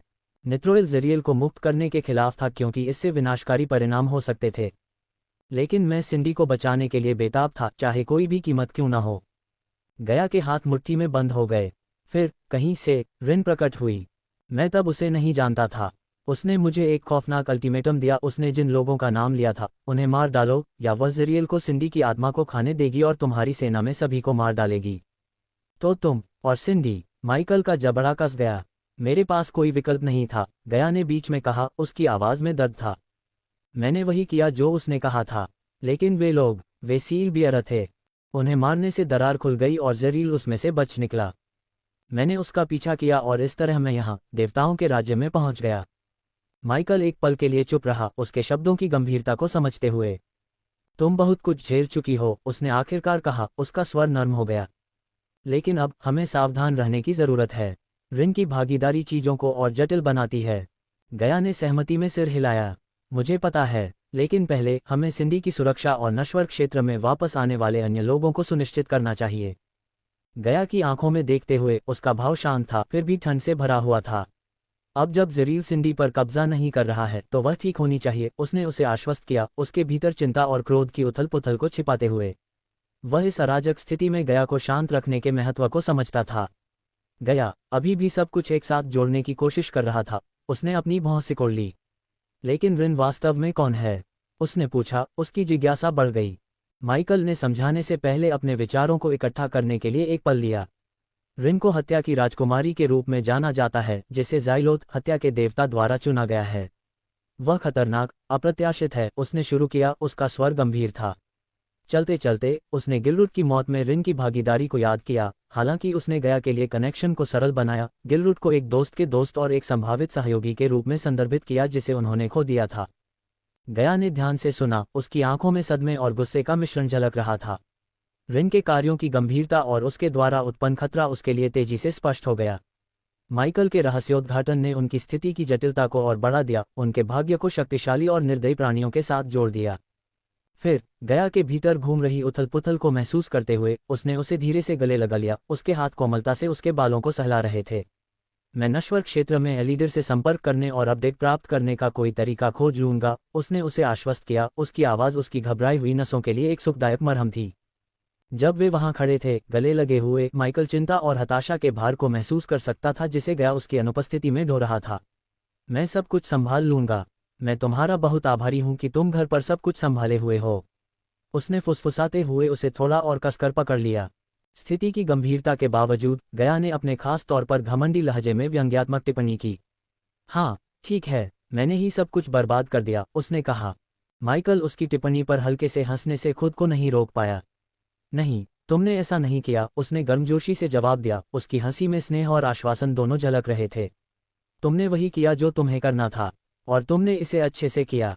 लेकिन जैसे ही माइकल ने गया को पकड़ा, उसके चेहरे पर धीरे से भाव बदल गए। जबकि उसका आलिंगन गर्म और आरामदायक था, उसके चेहरे पर एक ठंडक छा गई जिसे गया ने नहीं देखा। उसकी आंखें काली हो गईं क्योंकि उसके भीतर हत्या के इरादे की लहर उमड़ पड़ी। उसके दिमाग में रिन और ज़ारियल के विचार उसे परेशान कर रहे थे। सिंडी और गया के खिलाफ उनकी हरकतों ने एक भयंकर क्रोध को भड़का दिया।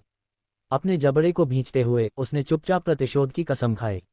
तुमने कार्रवाई दिखा दी है, उसने खुद से सोचा। उसकी आंतरिक आवाज़ प्रतिशोध के वादे से भरी हुई थी। अब मैं तुम्हें प्रतिक्रिया दिखाऊंगा। उस क्षण में माइकल न केवल अपनी पत्नी को सांत्वना देने वाला प्यार करने वाला पति था, बल्कि अंधेरे का देवता भी था जो रिन और ज़ारियल पर अपना क्रोध बरसाने के लिए तैयार था।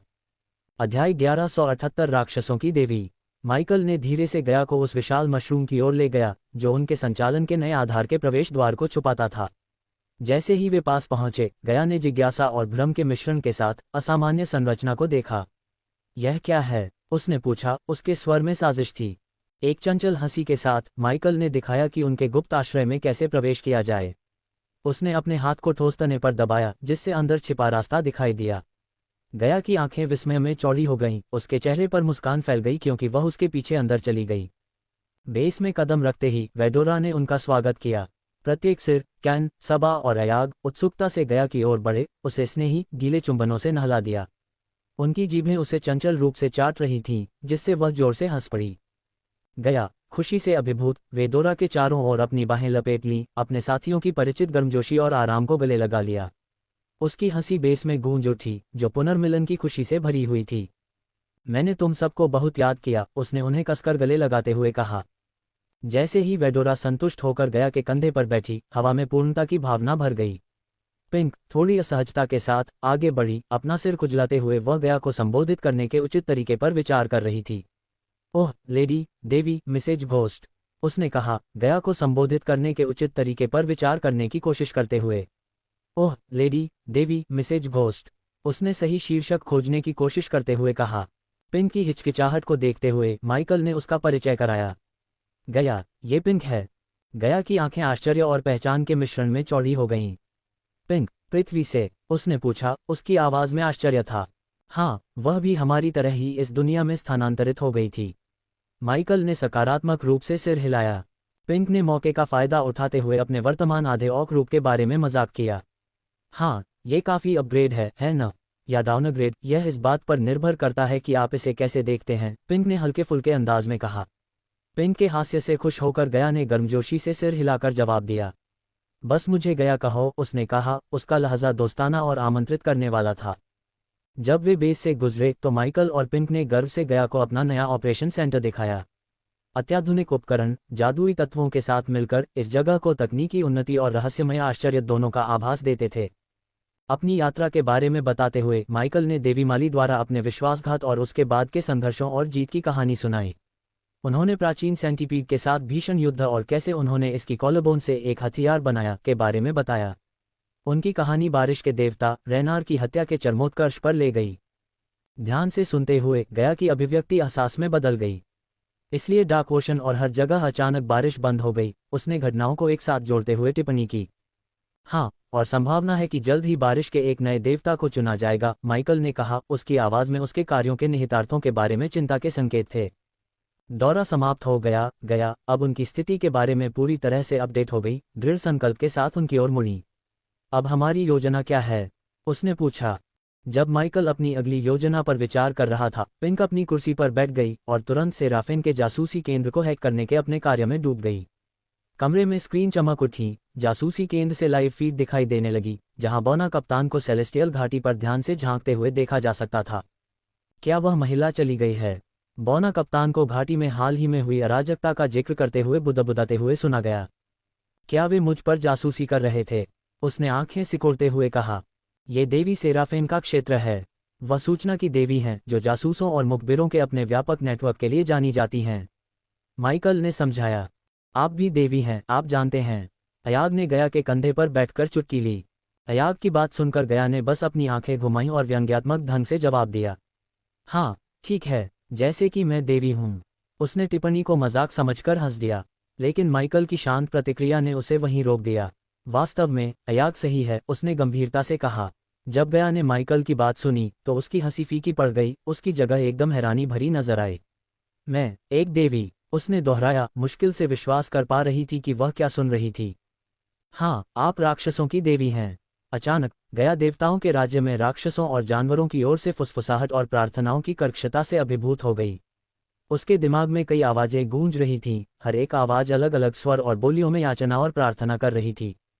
महान देवी, मेरे नुकीले दांतों का मार्गदर्शन करें, हमारी रक्षा करें, शक्तिशाली, हमारे शिकार में मुझे शक्ति प्रदान करें, दिव्य गया। आवाज़ों की अचानक बाढ़ ने गया को लड़खड़ाया, उसके हाथ उसके सिर को पकड़ने के लिए ऊपर उठे और वह विचारों और प्रार्थनाओं की भारी बाढ़ को समझने के लिए संघर्ष कर रही थी।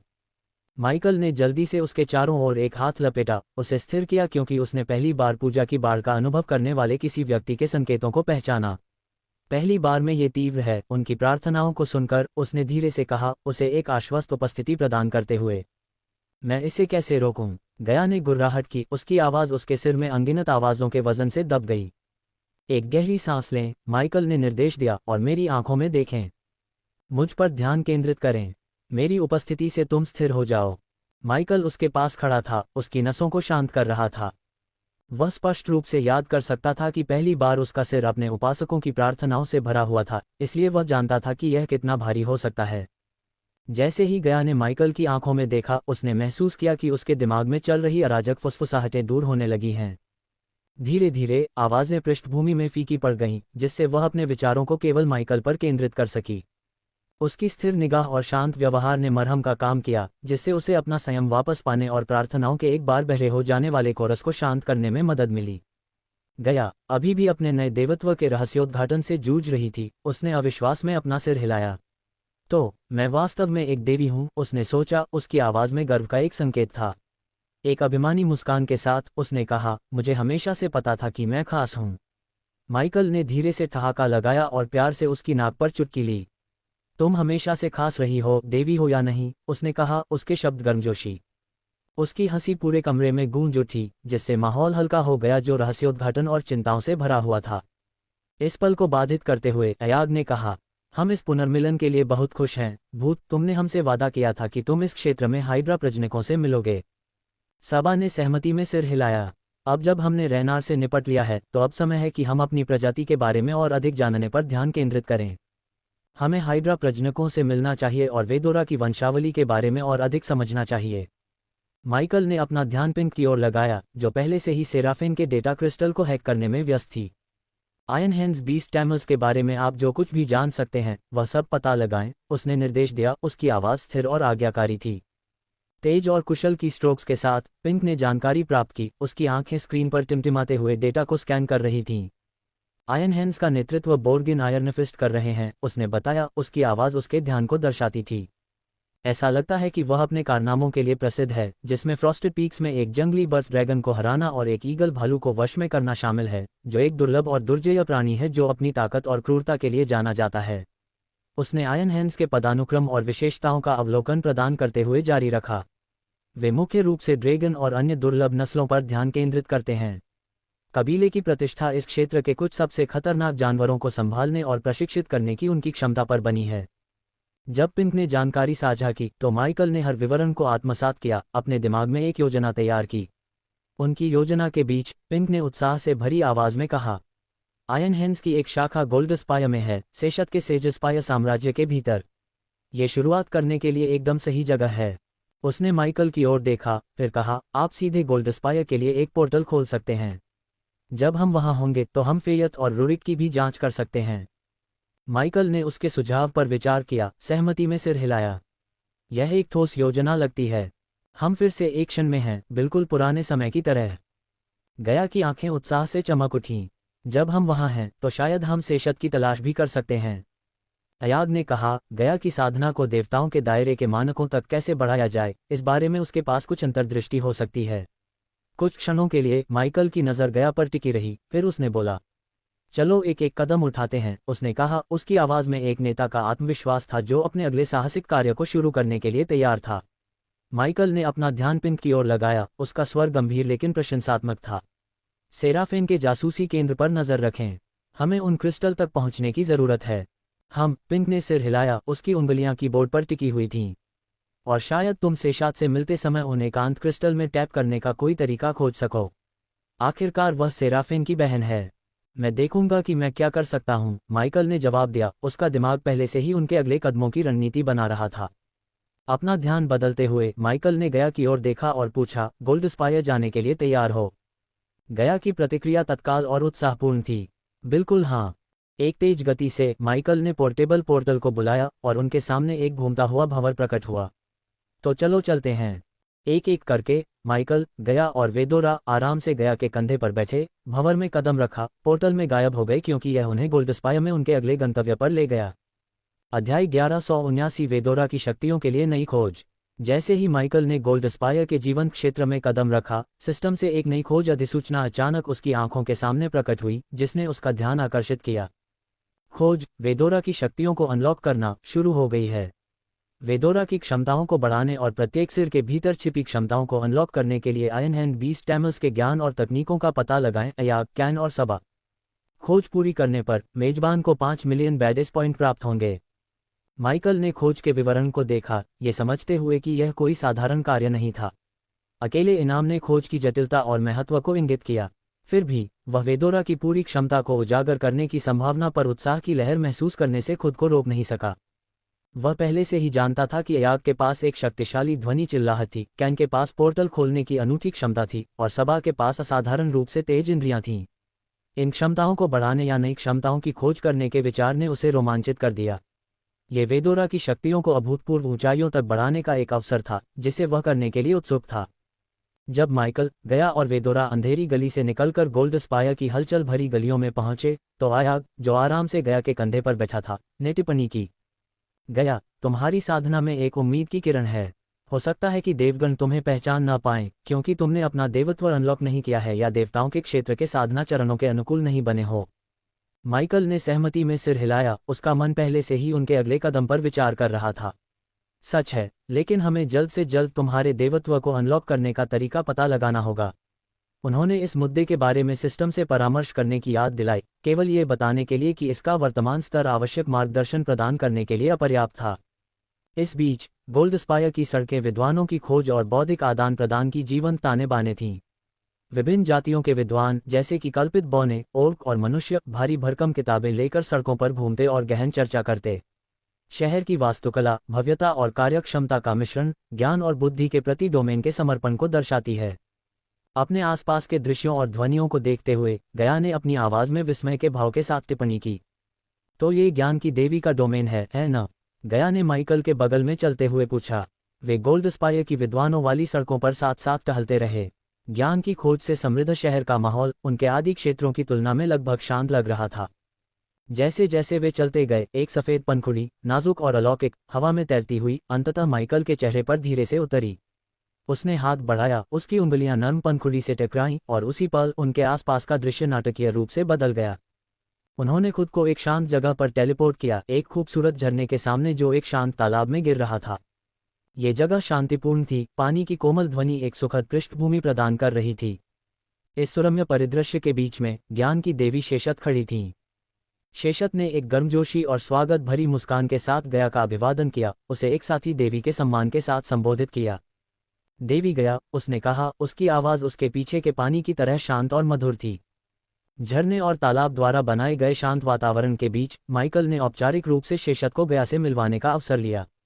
गया, ये शेषत है, ज्ञान की देवी, उसने अपनी आवाज में सम्मान के संकेत के साथ कहा। शेषत ने स्वागतपूर्ण व्यवहार के साथ गया का अभिवादन किया, उसे देवताओं के क्षेत्र में एक नवागंतुक के रूप में स्वीकार किया। हमारे राज्य में आपका स्वागत है, राक्षसों की देवी, उसने कहा, उसकी आवाज में एक ऐसी बुद्धि थी जो समय जितनी पुरानी लग रही थी। जवाब में गया ने हाल ही में सेलेस्टियल घाटी में हुए हमले के बारे में अपनी निराशा व्यक्त करने से खुद को नहीं रोक पाया। अपनी विशिष्ट ढिठाई के साथ उसने उन जीवों और जानवरों को शाप दिया जिन्होंने उस पर हमला करने की हिम्मत की थी। राक्षसों की देवी मेरी गांड, उन कमबख्त जानवरों में अपनी ही देवी पर हमला करने की हिम्मत थी, उसने कहा। उसके स्वर में अहंकार और अविश्वास का मिश्रण था। हमेशा शांत रहने वाली शेषत ने धीरे से गया को उसकी अनूठी स्थिति की याद दिलाई। राक्षसों की देवी के रूप में वे जीव एक तरह से आपके उपासक हैं, उसने समझाया। उसके शब्दों में मनोरंजन का एक सूक्ष्म संकेत था। एक पल भी नहीं चूकते हुए गया ने अहंकार और हास्य के मिश्रण के साथ जवाब दिया, उपासकों द्वारा अपनी ही देवी पर हमला करने के तर्क पर सवाल उठाया। किस तरह के पागल लोग अपनी देवी पर हमला करते हैं? लगता है उन्हें कुछ शिष्टाचार सीखने की जरूरत है, उन्होंने चुटकी लेते हुए कहा। उनकी टिप्पणी में उनकी उग्र भावना झलक रही थी। गया की बात सुनकर माइकल खुद को रोक नहीं पाया और शेषत ने एक दुर्लभ हंसी निकाली। तुम वह सब कुछ हो जिसकी मुझे उम्मीद थी, गया, शेषत ने कहा। वह स्पष्ट रूप से खुश था और शायद गया के घमंडी स्वभाव से थोड़ा मोहित भी था। जब वे शांत वातावरण में खड़े थे, माइकल ने शेषत के विश्राम स्थल पर उनके अचानक टेलीपोर्ट होने का कारण पूछा। तुम हमें यहाँ क्यों लाए हो? उसने पूछा, उसकी जिज्ञासा उसके स्वर में स्पष्ट थी। शेषत ने शांत मुस्कान के साथ जवाब दिया, उसकी आंखों में ज्ञान और बुद्धिमत्ता झलक रही थी।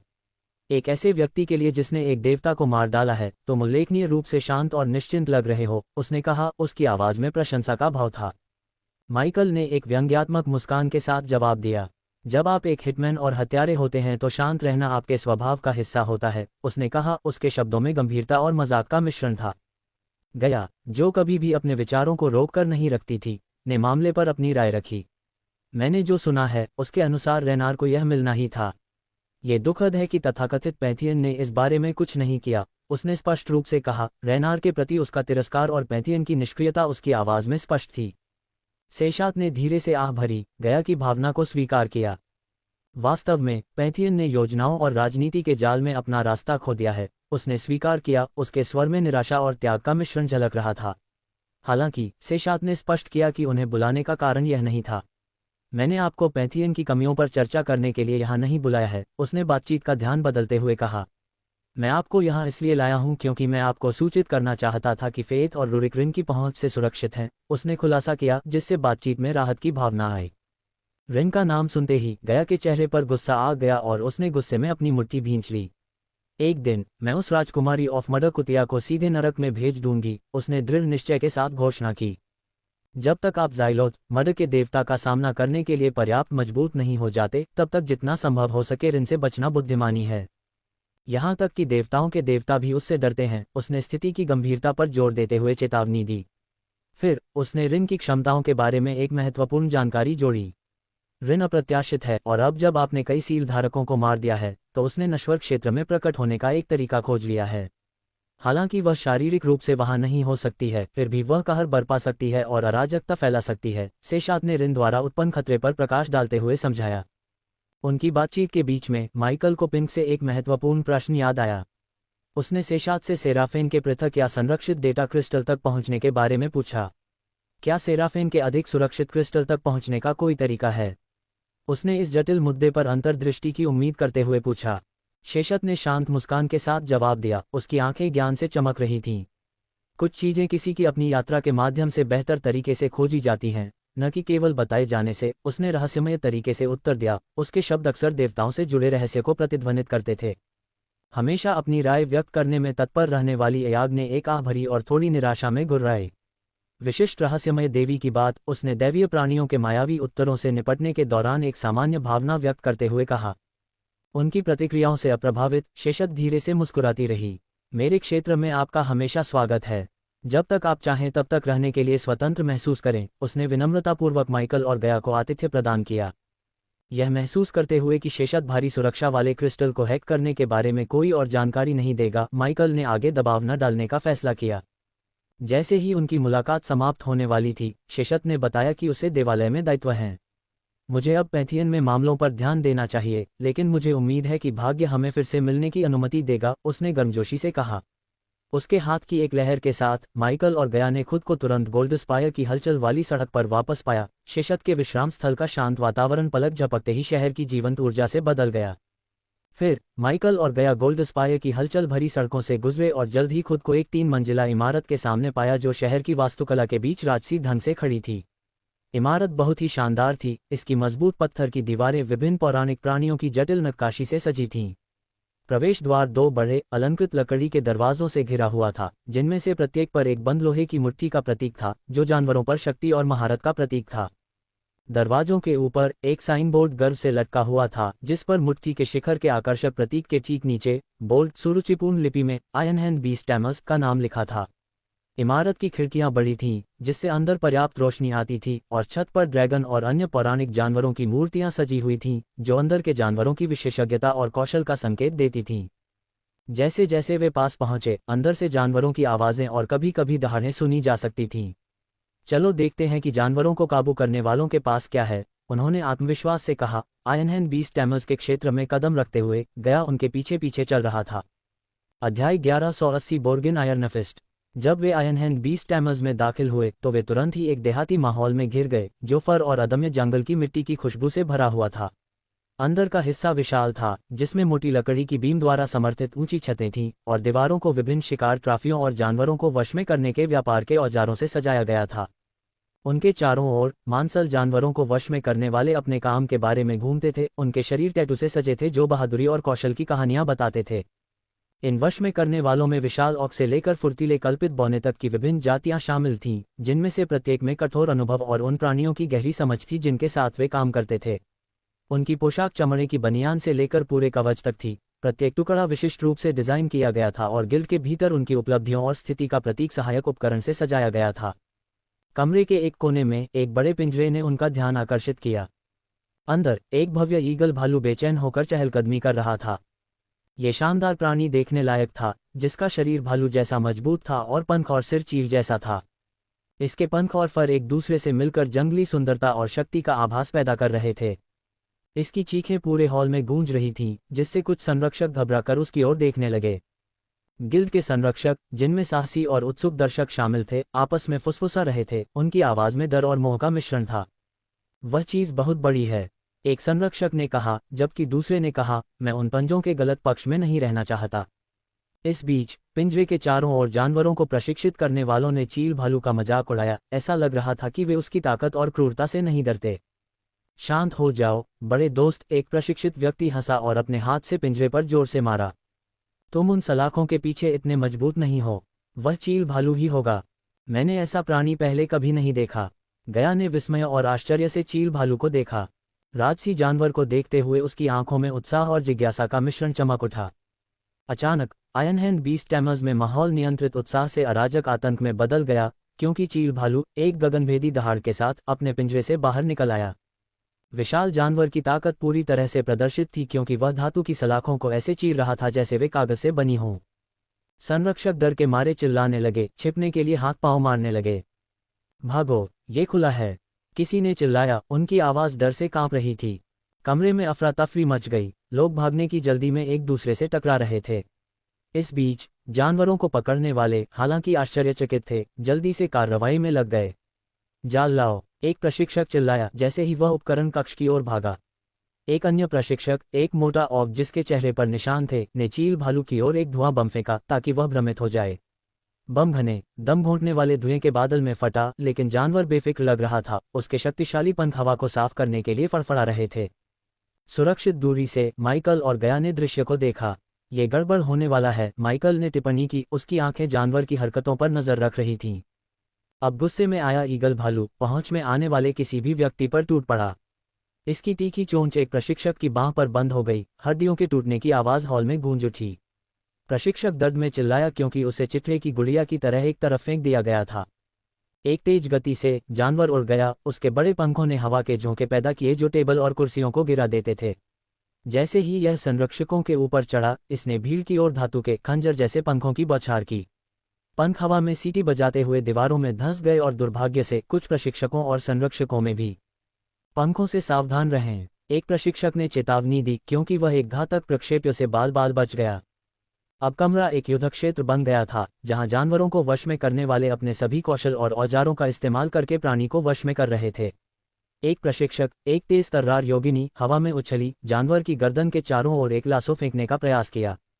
हालांकि ईगल भालू बहुत तेज था, उसने तेजी से मुड़कर लासों को चकमा दे दिया। एक अन्य प्रशिक्षक ने जानवर पर एक औषधि फेंकी, जो प्रभाव में फट गई, जिससे ठंडी धुंध का एक बादल निकल गया।